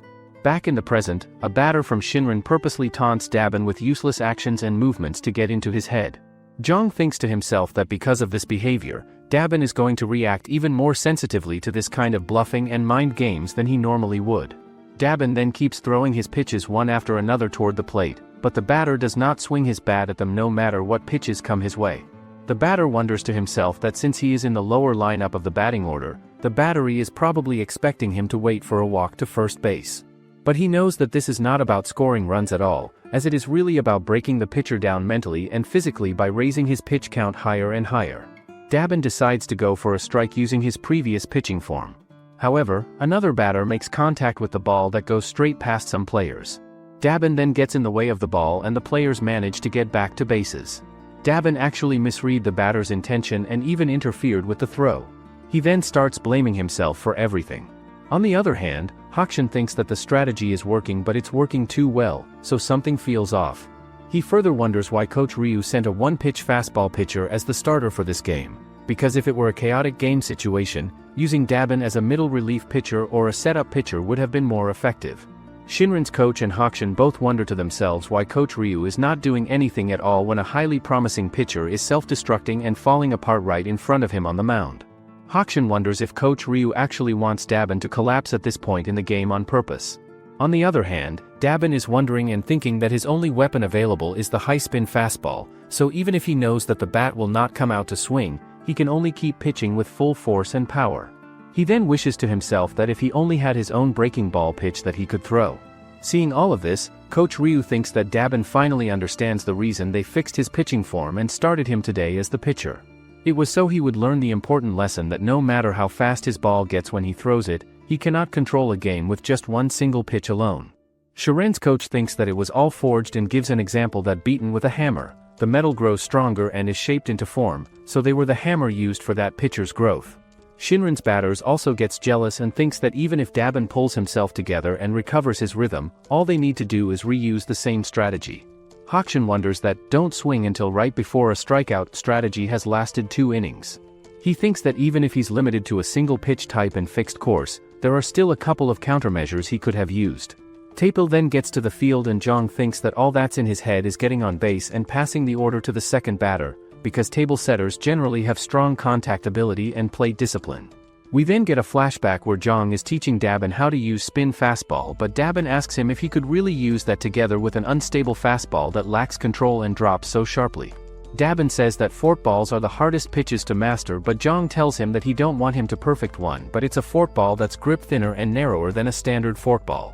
Back in the present moment, Dabin throws a forkball toward the plate that surprises Tapil completely, as he thinks to himself that the pitch quality just dropped and became worse compared to the last pitch he saw. Tapil swung his bat at it, thinking that he could make contact and hit it successfully, but he missed it completely and got a strikeout. After seeing that happen, everyone watching it gets stunned and shocked, and they realize that Dabin is not just a one-pitch pitcher like they all thought before. Hakshin thinks to himself that Jong had been holding out and waiting until the second attack of the upper lineup to reveal this pitch, and by pulling out a second pitch right before the cleanup hitters come up to bat, the top batters will not get enough time to adjust to it. Just then, at that exact moment, Coach Ryu makes the decision to substitute Dabin and replace him with Haezong instead. Jong wonders to himself why he would do something like that right now. He thinks that Coach Ryu even used Wusong to interfere during the public tryouts before, so why is he ruining the perfectly set table every single time this happens, and this makes Jong really enraged. Shinron's coach thinks to himself that the second pitch was not even part of Coach Ryu's plan at all, and judging by how things are unfolding and happening on the field, this must have been Jong's setup and idea. He thinks that Jong looks seriously frustrated right now, and it is impossible for him to think straight and clearly in that emotional state. On the other hand, the head coach asks Coach Ryu why he would substitute Dabin out of the game now, so Coach Ryu replies by saying that if it is not something that Dabin earned himself through his own effort, then it means absolutely nothing at all. Moreover, he continues and says that Dabin's understanding of pitching was far too shallow and basic for his natural talent level, as he probably thought that a pitcher's job began and ended with just throwing fast and getting strikeouts against batters. Coach Ryu believes strongly that if Dabin dominated the upper lineup again with that splitter pitch, he would have lived the rest of his entire life as Jong's slave and would never have grown as a pitcher on his own. A flashback shows Coach Ryu giving his hat to Shinron's coach and says that this hat accompanied him through the long journey of turning the unknown Shinron into a national championship winning school, but now it's going to be more useful to him than it is to him. Back in present, Shinron's batter gets to the field and Jong thinks that the batter has no option but to get a hit himself. However, Shinron's coach thinks that Daejang's weakness is so strong that he interferes too deeply with the pitcher's actions, which means that if he can read Joang's intentions, he can predict the pitcher's moves too. He then gives the signal to the batter that first pitch will be a fastball and he will make sure it's in the zone, so he shouldn't hesitate and swing. Dabin then throws the ball, but the batter manages to hit the ball that goes right to the right fielder. Daejang's catchers are so slow with their throws that the runners manage to score their points and safely reach the bases without any trouble. Jong realizes and understands that Shinron was set on targeting the first pitch that came to them, and this is exactly the kind of situation that he really wanted to avoid at all costs. Now, Tapil is at bat again for another turn, and Hakshin thinks to himself that Coach Ryu is going to take two possible actions now in this situation. First, he could intentionally walk Tapil to face Hakshin instead, since Hakshin has less power than Tapil, but there is the risk of loading the bases with runners and everything that comes with that. Secondly, Coach Ryu could move the outfield deep and far back to prepare for a long hit, which would allow the runner on second base to score but would block the first base runner from advancing further. Suddenly, Daejang starts playing shallow defense against Tapil instead of backing up.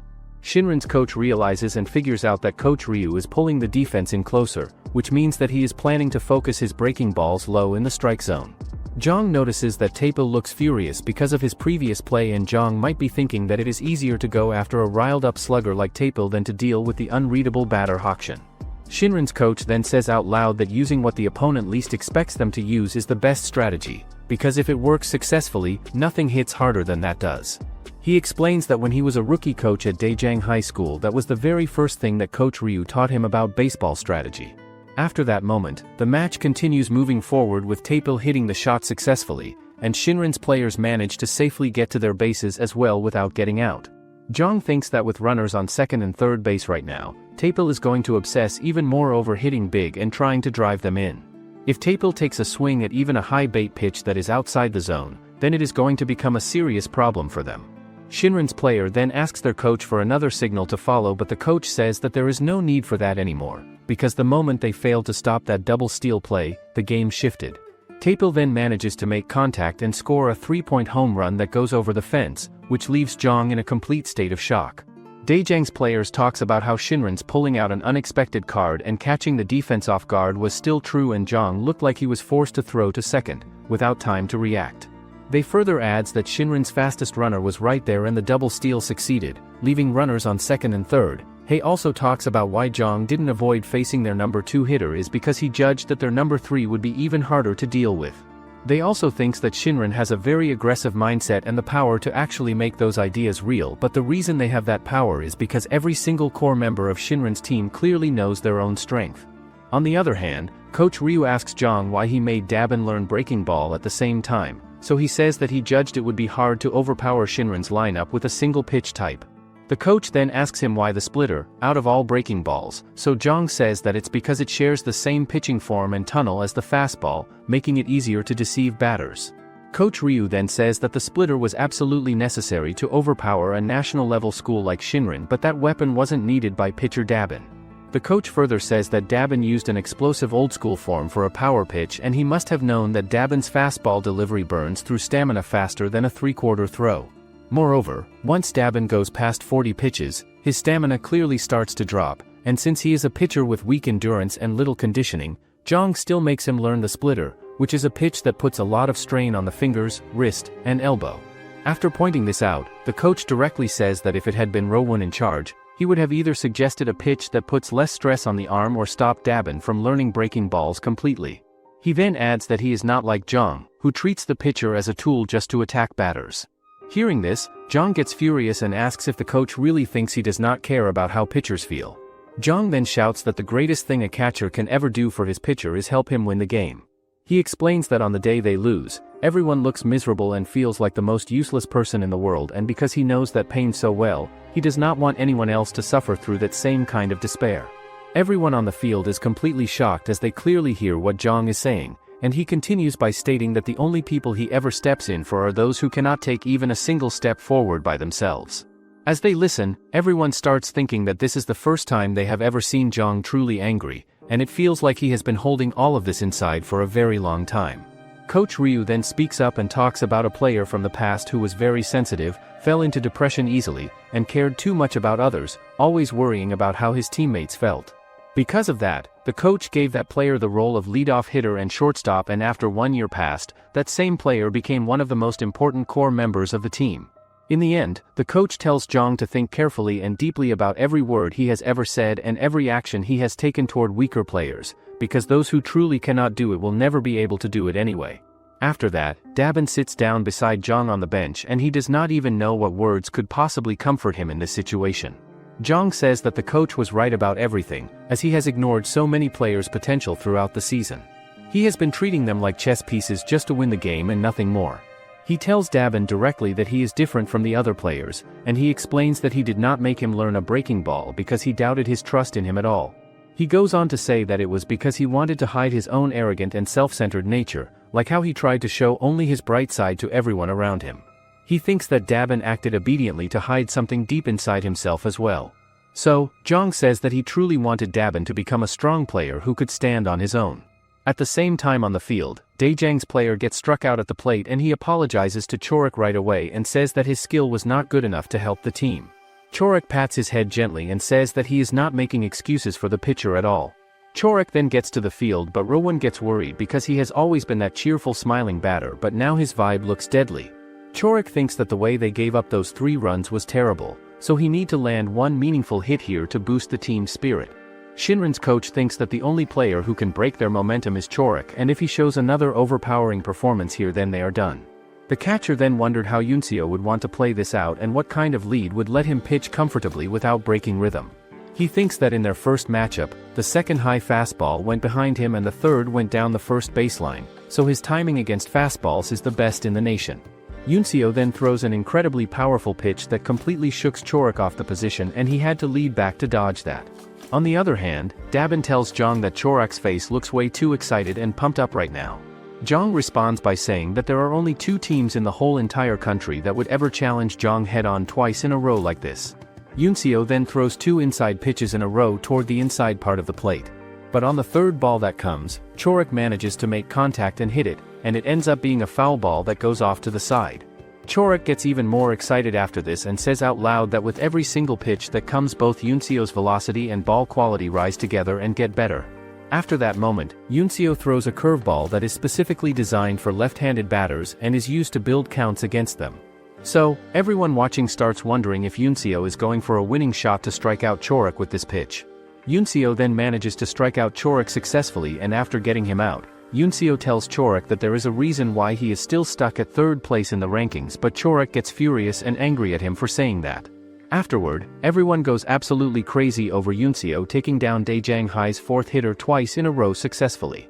The Daejeong players think to themselves that their last hope is also lost now and gone. Hakshin believes and thinks that with Chor being unable to do anything at all for 2 at-bats in a row, the bench feels like a funeral atmosphere right now. Now they can finally relax and just focus on offense for a while without worrying. Shinron's coach wonders to himself that it has only been 4 months since they faced Daejeong Hai in a game before, and he has already memorized all the other pitchers' data except for the rookies who are new. He thinks to himself that there are 3 first-year players in their defense lineup with 0 high school baseball experience at all. Above all else, Daejeong Hai's brain and sword, which are Zhang and Chor, cannot perform their roles properly whenever the team is in trouble and struggling. After that, it is Daejeong's turn for defense on the field, and Shinron's batters manage to score some points for their team successfully. Dabin then thinks to himself that there is not a single easy batter among the 9 batters in their lineup at all. But unexpectedly and surprisingly, the batter is laying down a bunt with no outs and a runner on first base. The 5th batter who goes onto the field is Rowoon, and Zhang notices that he took his stance and showed a bunt without even a second of hesitation. Zhang then realizes that the team's morale is dropping lower and the fielders are starting to overthink every single play and decision. When they overthink things too much, they start making bad decisions and choices, and their reactions to the situation in front of them slow down significantly. Furthermore, he thinks to himself that the worst mental state he experienced back in the 3rd inning is now happening to every single fielder on the team right now. After that moment, the runners quickly moved from their positions on the bases because Daejeong players were so focused on the bunt play happening.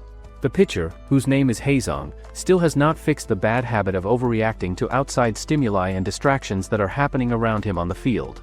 He manages to hit the ball that pierces through the shortstop position and goes deep into left field area. The runner then quickly runs as fast as he can to 3rd base, but the ball gets to Jun, who then quickly passes it to the catcher waiting at the base. Despite the throw, the batters are still safe and make it to their positions. However, Zhang thinks to himself that the Shinron High guys are confident now in their abilities, their judgment and decision-making are sharp and precise, and there is no one left on their team who can break this bad flow and momentum. Right at that exact moment, the coach makes the decision to switch the pitcher out and bring in Minyuk to replace him. After seeing that substitution happen, Shinron players get anxious and worried because they have no data or information on Minyuk at all. It makes sense to bring in a reliever pitcher at this point, but if Coach Ryu wanted a turnaround in the game, he should have sent Sungji instead, so they wonder why he chose Minyuk. Right after the open tryouts for Daejeong Hai's baseball team, Coach Ryu made Minyuk a secret training offer. The inferiority and helplessness within him and the things that he didn't want anyone to see, even if it meant putting up his guard completely, and maybe Coach Ryu understood that about Minyuk because their training took place outside the city where no Daejeong Hai players could see them. Minyuk had big expectations, thinking he would learn some incredible new pitch, but in that special training session, he only did one thing, which is using just 2 pitches, the fastball and the slider. Coach Ryu made Minyuk do endless pitch after pitch, which makes him wonder what the point of this kind of training is. Back in present, it's the bottom of the 6th, Shinron High School's 6th offensive inning, and the runners of Shinron go absolutely insane over the runs. As the game gets closer to the end, the score gap keeps getting bigger and bigger. Shinron players thinks that it's been 2 innings since that pitcher took the mound, and now, it's just fastball and slider, 2-pitch style, which is almost uncertain. They also think to themselves that the pitcher's balls are weird and strange, as even when they make contact and hit them, it does not feel like they actually did. It gives them an unpleasant and uncomfortable feeling when they swing. On the other hand, another Shinron player starts mocking Minyuk out loud, saying that he is just throwing the game early just because it will not go on his record permanently. He says that Minyuk's throws are just average level and nothing special at all. After hearing him say that, Yunio gets angry and throws his gloves at the player's face hard.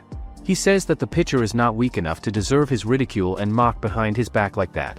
Furthermore, Wuang adds and says that since Minyuk took the mound to pitch, 7 runs have been scored against him by their team. But that is not because their batters did well and performed great at all. So Hakshin thinks to himself that the reason they could score so easily against him is because the pitcher only had one attack pattern that he used. Since taking the mound, Minyuk has challenged every single batter head-on without backing down once. Shinron's batter thinks to himself that Minyuk looks close to exhaustion and completely worn out. After giving up 7 runs since taking the mound to pitch, no pitcher could keep their mental stability through that kind of performance. The scene then shifts to a flashback of Minhyuk's 4-day special training session with the coach. Coach Ryu asks him directly if getting hit by a batter still scares him and frightens him. So, Minyuk responds by saying that it does scare him still. Coach Ryu explains to him that no one is immune to that fear at all, not even a kid who just started to hit for the first time in their life. As long as Minyuk has chosen the position of pitcher to play, it is a pain that he can never avoid or escape from. Minyuk then says out loud that he regrets it so much, because he did not want to become strong as a person. But he just wanted to look strong to other people around him. Back in the present, Minyuk decides to throw every single pitch as a finishing one with full effort, and he throws a line drive pitch towards center field area. However, the catcher could not manage to catch the ball properly, so it just moves away from him and rolls. But then, the runners start running as fast as they can like their life depends on it. Jun then quickly yells and tells Minyuk to throw the ball immediately. He says that if Minyuk cannot produce results with this play, then it is just stubborn pride and nothing more. After hearing him say that, Minyuk wonders to himself if saying this kind of thing while he is still on the mound pitching is crazy or mad. So, he quickly passes the ball to Jun right away. However, the throw is still too late even after passing it quickly, so Jun quickly jumps like a maniac into the air and catches the ball somehow. He then throws the ball straight towards the home plate before the batter could reach and touch it safely, so the runner gets out at home. After seeing that amazing play happen, everyone watching it gets shocked and stunned completely. They wonder to themselves what kind of throw that was exactly and how anyone could throw that accurately while midair like that. Jun then tells Minyuk directly that he gets that this game has deep meaning for him personally, but it looks like Minyuk is living his life a little too slow right now. He then tells Minyuk to be free to look behind him, and if it's too tough for him, he can rely on them because they are a team. Minyuk then shouts with energy that it's 2 outs and only 1 more out to go. Jong realizes that the one who couldn't turn the team's mood around, him or even Chorak, the one they all thought was below average, hopeless Minyuk. Meanwhile, Shinron's coach asks the team if they noticed it right away and says that it is painful to face and admit their own weaknesses and how much courage it takes to keep acting even when they know the worst possible outcome awaits them. He then says that they must have figured that out because only those who have overcome that process can earn a spot as a trusted starting player. He further says that the double play earlier wasn't luck or coincidence, as it was the result built up from the sheer persistence of that pitcher, Minyuk. So, he wants his team to crush him with everything they got and make sure he never even thinks about getting back on the mound again. Coach Ryu thinks to himself that the game's outcome must already be decided at this point. He thinks that Shinron's coach is sincerely responding to both his intentions and Minyuk's will to keep fighting. Shinron's coach then notices and sees that Coach Ryu has taken off his hat from his head and is actually smiling for the first time. At the same time, 2 boys are watching the match from outside the field area. One of them tells the other boy that even the naturally gifted players have never been lazy in their effort at all. While other people sit around scheming shortcuts indoors and trying to find easy ways, these guys were out on the field quietly sweating through it and working hard. The match then continues moving forward with both teams playing fearlessly and giving their all without holding back. The final score ends up being 5 runs for Daejeong High School and 11 runs for Shinron High School team. In the end, Daejeong High School loses the match against Shinron completely, and Coach Ryu tells his entire team that it might have been a sudden practice game for them, but everyone finished well without any major injuries happening to anyone. Furthermore, he says that even putting aside the game content and how they played, losing 5-11 against a half-strength Shinron team is not acceptable. The coach wants absolutely no excuses from the team at all, and he says that even if he did not participate in the game himself, Shinron only had half of their main roster playing today. The handicap given to both teams was about the same level, so there is no excuse. Then, he notices and sees that there is regret and self-blame that everyone on the team is facing right now. Coach Ryu then tells Minyuk to step forward in front of everyone, which scares him completely. Minyuk starts wondering to himself what he did wrong this time around. The coach then asks everyone gathered if they would like to hear about the game's MVP player today. After hearing him say that, Minyuk wonders to himself if this is some kind of worst player award or something like that. Coach Ryu tells him that even upperclassmen with strong mental fortitude were completely crushed by Shinron's dominance, and deep down, they must have felt a comeback was impossible, already convinced of the team's defeat. However, he were the only one who fought to the end against Shinron at their peak, and his pitching that refused to give up sparked life back into the team's crushed morale. The coach then asks him what he were feeling as he stood on the mound, and what did he learned. Minyuk says that the bottom isn't a place to fear, as it's a place filled with possibility. Moreover, he says that until now, he had been running away because he was scared to face his limits, and he thought that as long as he had a powerful weapon, he could ignore that reality forever. Minyuk then tells everyone that though facing the bottom would only be painful, but instead, he rediscovered the version of him he'd forgotten. He wonders how much the young Minyuk used to love throwing balls into that little box, and how thrilled he was by the simple fun of it. After everyone hears that, they all get shocked completely, but Minyuk speaks up and says that he was a much more selfish person than others saw him as or thought he was. He adds that he does not have Chor's athletic body or physical gifts, and he does not have Dabin's natural talent for pitching either. Even so, throughout every single pitch he threw today, the only thought in his mind was this one thing, that even if his team loses because of him and his poor performance, he does not want to step down from the mound at all. At the same time, the two boys who were watching the match earlier from outside think to themselves that Minyuk is not just an average guy at all. In a flashback of the purple-haired guy, who actually saw Minyuk back in the days practicing his pitches under the bridge all alone. Back in the present, Minyuk tells everyone gathered there that he will not use his mouth anymore to make excuses for himself, and he declares that he will become Daejeong Hai's ace pitcher in the future.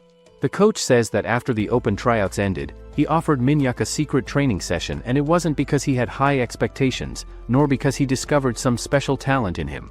He says that it's because he entered Daejeong Hai on the brink of a turning point, and the fact that Minyuk faced his own limits and decided to change himself in such a short time was no coincidence. He thinks that a pitcher who throws a variety of pitches and relies on a batter's mistakes is simply depending on luck, far removed from the true essence of pitching. Coach Ryu then explains that people with sensitive temperaments excel at crisis management, and having strong empathy means possessing great observation and insight. The fact that someone easily falls into gloom means they hold themselves to extremely high standards, but all he did was take the so-called weaknesses everyone pointed out and flip them into strengths.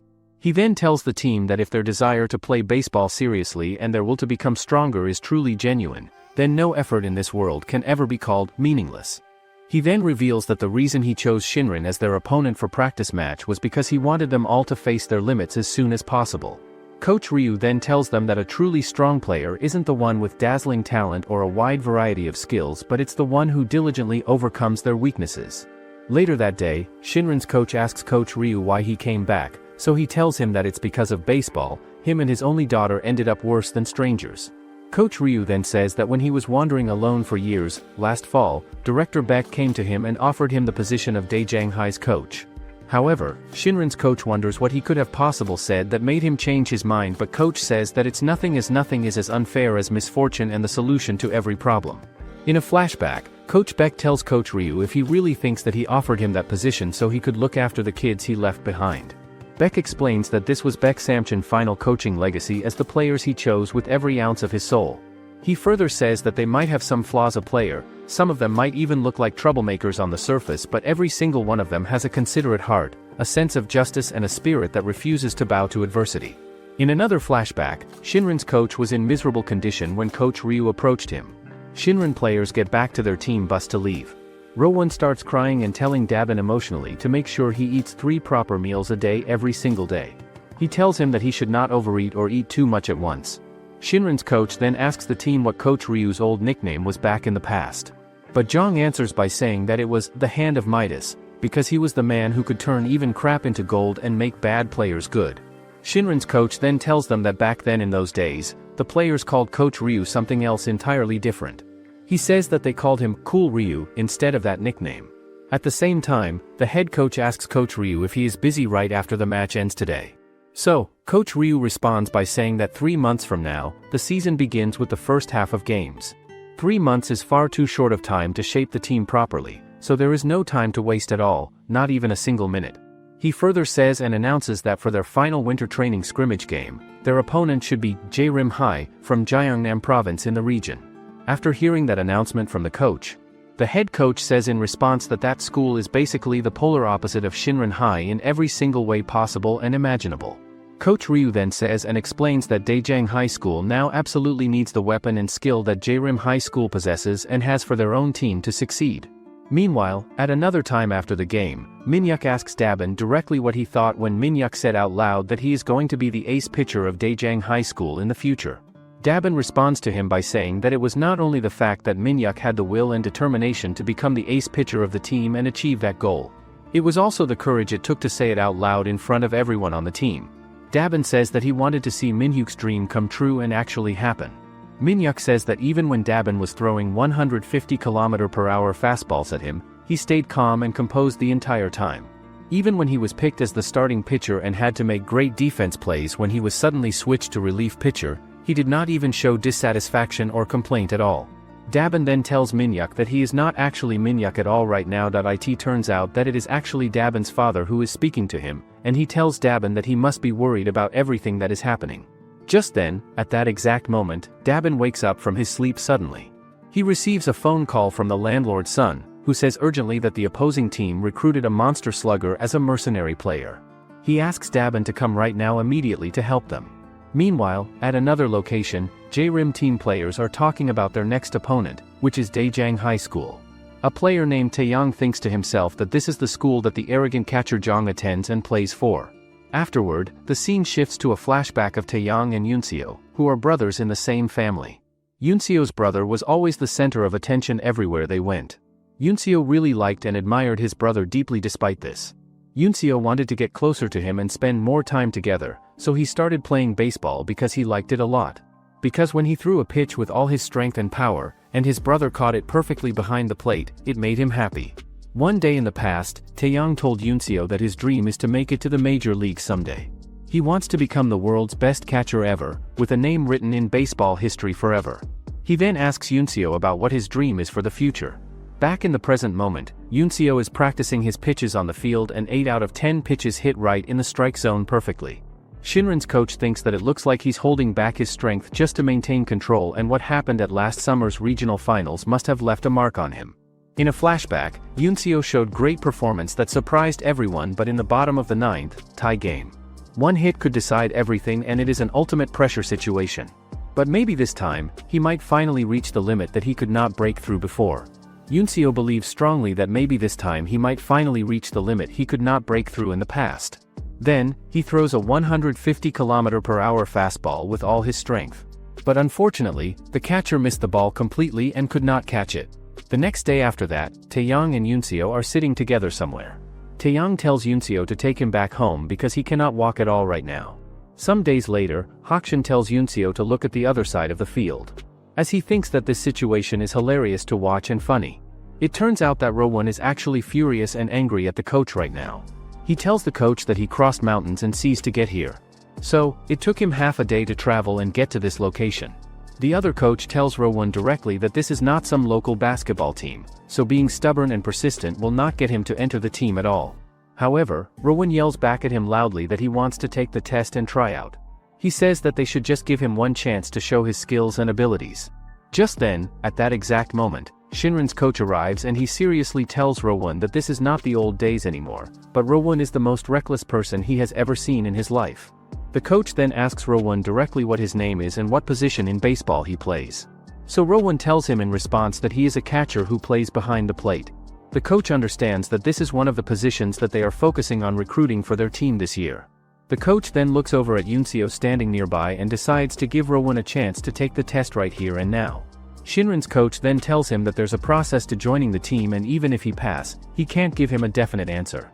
The coach then calls over Yunio, which surprises Rowan, and he quickly recognizes him as the once-in-a-decade genius. The coach then tells Rowan that from now on, he's going to throw 10 full-power pitches at him and all he has to do is catch all 10, without missing a single one. However, Rowan happily accepts the test and tells the coach to give him 1 week with Yunio, and then he will definitely catch all 10 of his full-power pitches.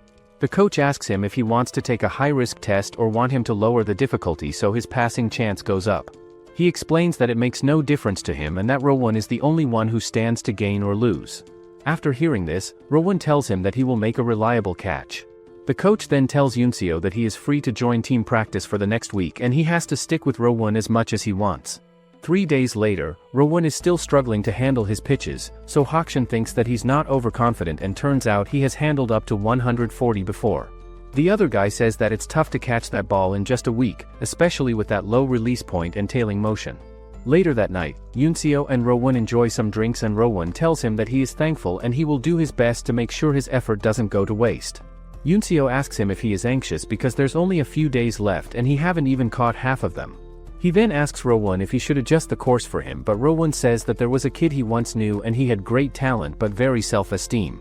He explains that the kid came to him first and said he wanted to take baseball seriously and asked for help, so when he caught his pitch again after that firm decision, he could feel it that this was his only way out.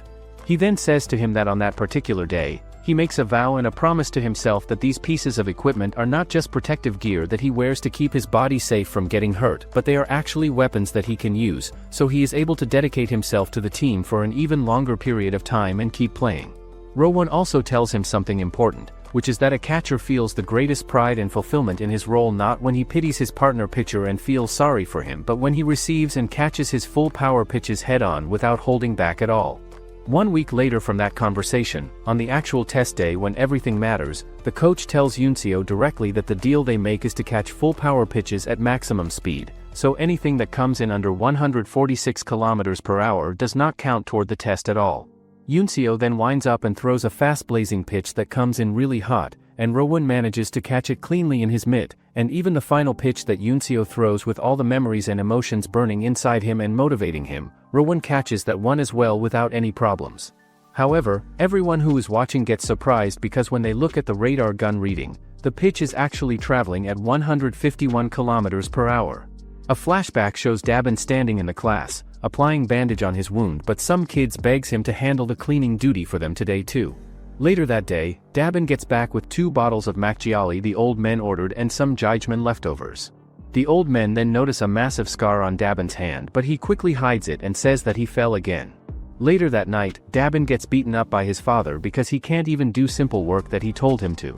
The next morning, Dabin tells his mother that he can take care of all the work by himself today so she can rest a little more, but she does not react at all and fully ignores what he says as she goes straight back to doing her job like nothing happened. After some time passes, Rowan plays baseball with Dabin and honestly tells him that his pitching power looks even stronger than before, showing that he is clearly impressed by the change. Rowan then calls Dabin a genius and keeps telling him to stop being so stubborn all the time and finally join the baseball team together with him instead of holding back. That night, Dabin keeps thinking and realizes that Rowan's expression from earlier still feels strange and unfamiliar to him, because he has never seen that kind of look on Rowan's face before. Just then, Dabin notices his parents fighting with each other, as his father accuses his mother of taking her bankbook and secretly planning to settle somewhere else behind his back. During the argument, Dabin's mother says in a cold way that she does everything only for herself and not for him or for Dabin, and she even says that Dabin being born is just an accident.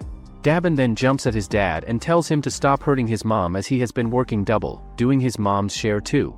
Dabin then hits his dad with it in a moment of anger, but Dabin's mom immediately tells him to stop it. The next day, Dabin gets back to Rowan and tells him that his mom leaves the house and he realizes that he is becoming the exact person she hates the most in the world. Furthermore, Dabin says to Rowan that the look his mom makes when she looks at his dad with disgust and disappointment is something he remembers clearly, and there is a part of him deep inside that is just like his dad in ways he does not want to admit. Rowan listens to all of this and tells Dabin that they should just go to his place first to figure things out, because Rowan explains that he has been treated like air and ignored by his own family all this time anyway, so it does not matter if Dabin stays there. Dabin then reaches into his bag and takes out his bandage box that he keeps with him and tells Rowan that this box is proof and evidence that his mom does not actually hate him at all. Dabin explains to Rowan that whenever he fails to do his chores right and his dad scolds him and yells at him for messing up, his mom would sneak into his room at night when everyone is asleep and treat his wounds and injuries quietly. Dabin then starts crying with emotion and asks Rowan to please help him out, because he really wants to become someone his mom likes and can be proud of. After that, we get a flashback of Taeyang, where a player from the Shinron team comes up to Jong and starts asking him if skill is something that can be seen differently, because when different people watch a player, they might judge that player's abilities in different ways. The player asks about where someone goes to school because he thinks that Jong goes to Daejeon, which is a powerhouse school that used to be really strong but is now getting weaker and losing what it used to have. He himself goes to Kyoji, which is a school that everyone in the country knows about and is a powerhouse that sends more players to professional teams than any other school does every single year.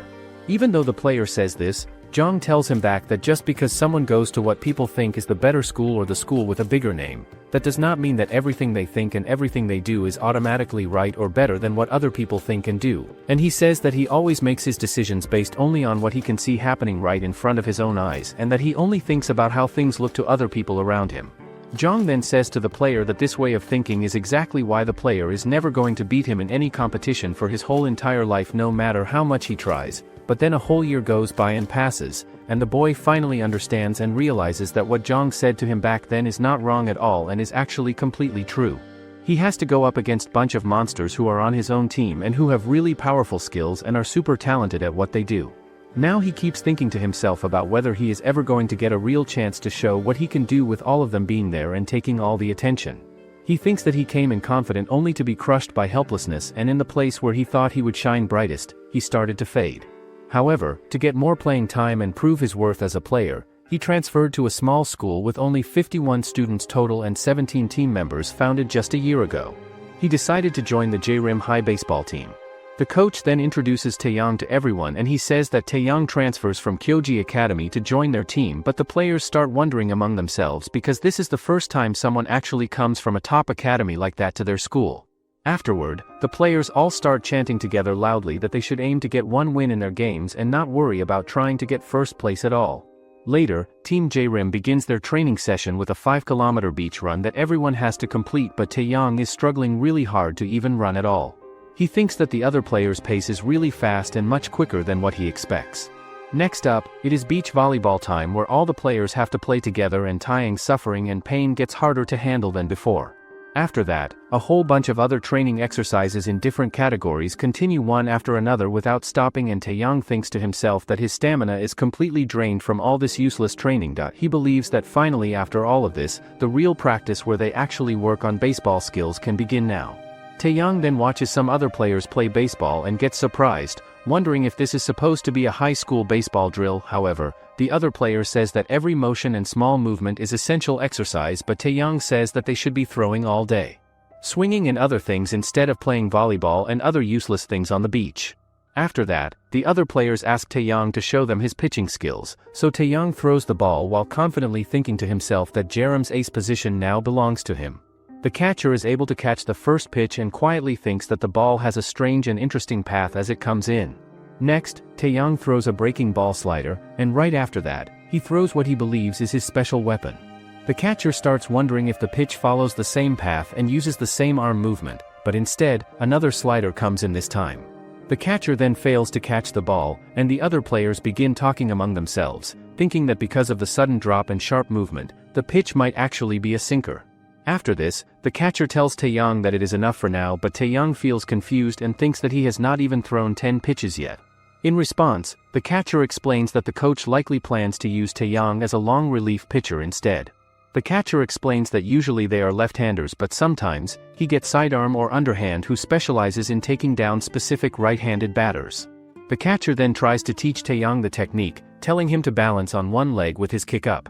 Now, the catcher says that it's time for a push and puts his index finger on Taeyong, which causes him to almost fall. The catcher says that he sensed something off in his pitching motion, and this is proof that he is a one-point pitcher and probably the reason coach didn't stop him. He then further explains why Taeyong struggled at first and asks how he managed to throw decent pitches despite shaky fundamentals. He explains that it's because his high-performance shoes compensated for the flaw and his pitch quality changes drastically depending on his condition. The catcher then says to him that even though he gets angry really easily and has a bad temper, he does not have any control over his emotions at all, which probably made things really hard and difficult for the catcher who had to work with him as his partner before. Taeyong wonders if everything that went wrong is actually his fault. He looks down at the shoes that the catcher just gave him and thinks they're nothing more than an ordinary pair of sneakers. The catcher then tells him directly that if he is still able to throw the ball with the same steady and consistent quality while he is wearing these shoes on his feet, then he is going to let him play in an official game that actually counts. On top of that, the catcher also tells Taeyong that right now he is standing at the very edge of his high school baseball life and career, and if he decides to quit and give up right here at this moment, there is not going to be a single place anywhere that is willing to take him in and give him another chance. After hearing all of that, Taeyong puts in and gives his absolute complete 100% effort in almost every single kind of training session that comes his way. Half a year goes by and the catcher welcomes Taeyong officially to become a part of J-Rim because now he has finally become a perfect pitcher who can do what needs to be done. Back in present, at J-Rim High School, the coach is actually making everyone analyze Daejang's defense. Now, they are going to look at their key players one by one, and the first is Taesang, who is a strong batter against outside pitches with his long arms. Hearing that, another J-Rim player says that he knows his weakness, which is inside pitches, but the coach says that it's not correct. Taeyong then says that he might be weak against changes in speed, which is actually correct. The coach explains that he is good at predicting pitches but lacks reflexes for the unexpected. Next, they look at Sivan, who is a balanced player decent in batting, defense, and running. After this, they look at June and the players are surprised to see June's performance in matches. After that, they show him Byamjin, who is the fastest runner. The coach says that total on-base percentage is 0.544, and in innings where Byamjin gets on base, Daejang's scoring rate is 84%. Hearing that, everyone gets surprised and realizes that once he's on base, he almost always scores. Taeyong then says that if he can shut down that leadoff hitter, then the game will be easier to win. Finally, the coach shows the last key players that are Jong and Chorik. He further explains that Jong has a good record and he's the type who likes hitting line drives right through defensive gaps, but he got decisiveness and instant power, never hesitating to hit a hanging pitch. Just then, Jingi asks the coach if Chorik is really that talented. The coach replies that he is not just talented but once-in-a-decade batting prodigy. The coach then says that he will come up with a specific strategy for each of those two separately. Lastly, the coach says that he is going to do an analysis of the pitching staff and look at all the pitchers they need to worry about. He only picks out the key threats that are on this list right here. The list starts off with a third-year student who is the captain named Shin Haezong, and then there is a third-year ace pitcher named Sungji who is a lefty and throws with his left hand. Another player who is there speaks up that Sungji has two very different records because he has both 5 innings where he gave up no runs at all and got strikeouts, and also 3 innings where he gave up 6 earned runs that counted against him. After hearing that, the other guy says that pitchers are also human beings just like everyone else, and their physical condition on any given day / the matchup they are facing against certain batters and even the temperature of the weather outside can all cause fluctuations and changes in how they perform. After talking about that, the coach shows everyone the edited video clips of both pitchers throwing their pitches, and everyone who is watching starts to realize that the captain throws the ball really fast with a lot of speed. In the end, the coach says that the real problem they are facing right now is that they do not have any information at all on the new freshman player who just joined the team, and they also have no information on the coach who has just returned to high school baseball after being away. The next day, at the administrative office, the office member tells the head coach that he have handled the baseball team's expenses for almost 10 years, but he has never seen a training budget this outrageous. Later, the head coach tells Coach Ryu that he finished talking with the administrator, but Ryu asks him that they should do preparations for the player interview. The head coach tells him that everything's set up exactly as he requested, but a one-on-one interview with every member seems so sudden. Coach Ryu tells him that even with such excellent players, their record remain poor, and in most cases like this, the problem lies within the team cracks in the places he can't see. Later, Coach Ryu takes personal interviews with the players, and first is June, who tells him that he wants to go pro right after graduation. The coach tells him that for someone with big dreams, his pitching seems inconsistent, but June says that on days he feels sharp, he gets all out, and on days off, he don't push needlessly. Next, it's Sile's turn, and he just starts acting weird when the coach asks him about his future. He tells the coach that it's a dream that he can never think of, and becoming a starting player at Daejang High is more than enough for him. After that, the interview continues with bunch of players telling everything about them and their dreams. Finally, it's Chorak's turn, and he says that his first bucket list goal is to hit 1 over the Green Monster at Fenway, but in the end, high school and Korean pro baseball are just passing phases for him. Next, it's Jong's turn, and he says that he thinks similarly as Chorak, but there is only one reason he obsesses over winning nationals. He explains that in his teens and 30s, he wants to achieve things like that and wants to earn trophies that he can boast about. Finally, it is Dabin's turn to speak, and he says that his goal is to give his full effort and meet every demand placed on him no matter how hard it gets. Hearing this, the coach looks straight at him and asks if he truly wants to become a famous player, famous enough that the mother who abandoned him will one day hear his name, notice him, and finally see him. The coach then tells Dabin that a few days ago he met Dabin's grandfather and heard everything about his past and all the difficult things Dabin had to go through while growing up. The coach continues by saying that Dabin clearly has the talent and qualities of a star, but realistically, the chances of him getting drafted within 3 years are only about 50%, and the chances of him reaching the first string mound are even lower, at less than 1%. Still, the coach adds that Dabin has both the confidence and the knowledge needed to turn that small 1% chance into a full 100%, but before that can happen, Dabin must honestly answer his questions. He then asks Dabin whether his true goal is to become famous and capable because he wants the recognition and love he never received as a child, or if he simply wants to succeed so that the people who abandoned him will regret their decision. 1 week later, Dabin and Zhang are practicing together on the field, and Zhang realizes that this is already the 7th day since the coach started the special training he ordered. 2 days ago, Dabin threw 40 pitches, and today the ball begins flying all over the place after passing 30 throws, which makes Zhang wonder if this extreme and unreasonable training can really help fix Dabin's long-term problem and make it improve at all. Earlier, Coach Ryu tells Dabin that the reason he said Dabin's pitch is not ready for real matches is because of the same long-lasting problem that every pitcher eventually faces, which is controlling a fastball properly.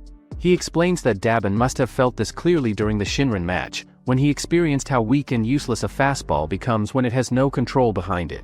Coach Ryu then adds that the reason controlling a fastball is so difficult is not just because the ball is fast, but because of the biggest mistake all power pitchers share, which is the false belief that they can fully control the ball the moment it leaves their hand. So, the coach tells him that from today on he will throw 100 high-spin four-seamers on the mound, every day. Back in the present, another player starts thinking about what the actual point is of forcing Dabin to throw pitches with only 1 day of rest between his throwing sessions. June says that it only has real meaning and purpose when Dabin is completely exhausted and worn out from all the work. He goes on and explains that the coach wants Dabin to break down and reach his breaking point, but after 7 full days and over 300 high-spin four-seam fastballs, even though this is practically at the level of abuse and is way too much training for anyone to handle, Dabin is not complaining even once about it and is giving his complete all and everything he has on every single throw he makes. Later that same evening, Dabin finally gets done and finishes with his 100 pitches for the day, and he falls down hard on the ground, which shocks and surprises everyone who is watching him.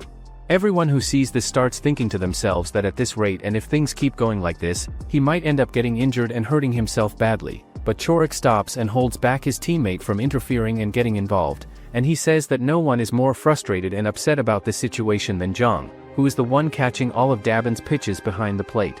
Dabin then tells Zhang that there is a problem with his arm and something is wrong, but Zhang notices and sees that Dabin's arms are shaking and trembling badly, and his muscles are beyond their limit and have been pushed too far, so there is no strength left in them to squeeze out or use anymore.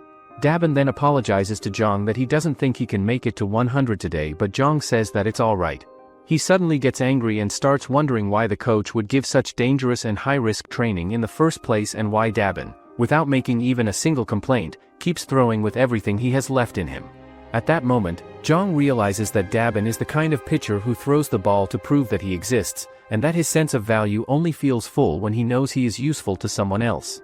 Zhang thinks to himself that they absolutely cannot let Dabin give up like this, because if Dabin stops now, his personality will make him spend the entire day blaming himself for not meeting expectations and for failing others. Zhang then speaks up and tells Dabin that he will not feel disappointed even if Dabin throws a pitch that flies right over his head, and even if tomorrow Dabin throws something even worse than that, so Dabin should not hesitate or flinch at all. After hearing Zhang say this so seriously, everyone around them goes completely silent and starts wondering what Zhang is even talking about right now. Earlier, Coach Ryu went and visited Dabin's grandfather at the hospital and the grandfather proposed some money. However, Coach Ryu gets angry about it, so Dabin's grandfather insists and keeps telling him to take it because it is for his grandson, Dabin, and his future. Back in the present, Dabin manages and is able to throw his very last pitch with everything he has left, but surprisingly, Zhang misses the shot and fails to catch it. Seeing that, another guy questions Chor about whether that ball just now that was thrown actually landed in the zone, and if it did, could he have possibly hit it? Chor says that he would not have been able to hit it because the hardest pitch to hit in the entire world is the one that even the catcher cannot catch or hold on to. On the other hand, another person finally figures out that Zhang forced and pushed Dabin into total and complete exhaustion by making him throw nothing but high-spin fastballs non-stop without any breaks or rest. He thinks that the previous lower body correction training that happened before unlocked and revealed his hidden potential that was always there and this time around. Furthermore, the coach optimized that potential to perfectly fit and match Dabin's body, and as a result of all this work, He has developed and gained a unique feature and ability that no other pitcher has or possesses. Just then, Coach Ryu tells Dabin that the final form of the high-spin fastball, if Dabin can intentionally throw that pitch, it's because he doesn't expect a bright future and he focuses on the present, never rushing and making careless mistakes. He then says that it's enough full-power pitching for today, but starting tomorrow, they will move into precision training. Later, all the players started training with intense focus, and the head coach tells Coach Ryu that since Dabin's special training ended, the team's overall focus during practice has noticeably increased. Coach Ryu then tells him that he just used the mound because it happens to be a place that can be seen and viewed from everywhere and every spot around the area. He explains and says that Dabin is the kind of pitcher who gives his all and puts in everything he has to any task or job that is given to him, and he adds that anyone who sees and watches him still throws him with full power while he is completely dead tired and exhausted cannot help but feel something moving inside them. Later on, Coach Ryu tells everyone to the whole team that winter camp is going to be held and will take place in Gyeongnam, and it is going to last for 41 complete days.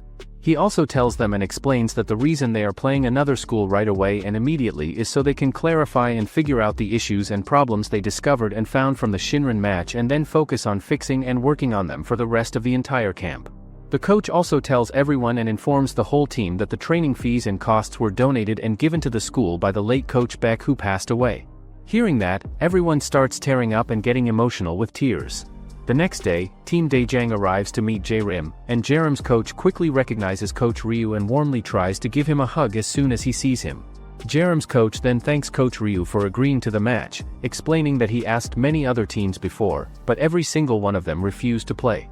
At the same time, the Daejang players walk around the field and quietly look at the surroundings, thinking to themselves that the Jae-rim players seem to have much better facilities and equipment than they do. Just then, a Jae-rim player explains that in the past, Jae-rim High used to run a baseball team under the name Songhak Agricultural High, but their performance record was terrible, and as the years passed, the number of players kept decreasing until the team was completely disbanded 6 years ago. He adds that because of this, most of the facilities and equipment they are using now actually come from the old Songhak days. Hearing this, another player asks why they would bring back a baseball team that had already failed and disappeared once before, and the Jae-rim player replies that the main reason for reviving the team is to stop the school from being shut down. He says and explains that with the student population shrinking and getting smaller every single year that passes, the school's existence and survival was at serious risk and in danger, so alumni members and local people came together and joined forces to revive and bring back the baseball team to life. At the same time, Jong and Taeyang are standing face to face with each other and looking directly at one another. Some time passes, everyone gets ready and prepares themselves for the match that is about to start, and Coach Ryu tells and informs Jong that during the Shinron game that happened before, he trusted him with every single inning of the game, but this time around, it is only half of the game, so he will leave it to him and trust him till the 5th inning only. The match starts with Jae-rim's pitcher Taeyang getting on the mound and taking his position while Byongjin from Daejang gets to the field and steps up as a batter ready to hit. Taeyang then throws an inside pitch that goes flying past the bat really fast and shocks everyone watching. How long do you think it will take for Dabin to become an ace who can carry his own will into every pitch? Comment pitch if you'd like a part 2 of the series. Make sure to like and subscribe the channel for more sports manhwa recaps.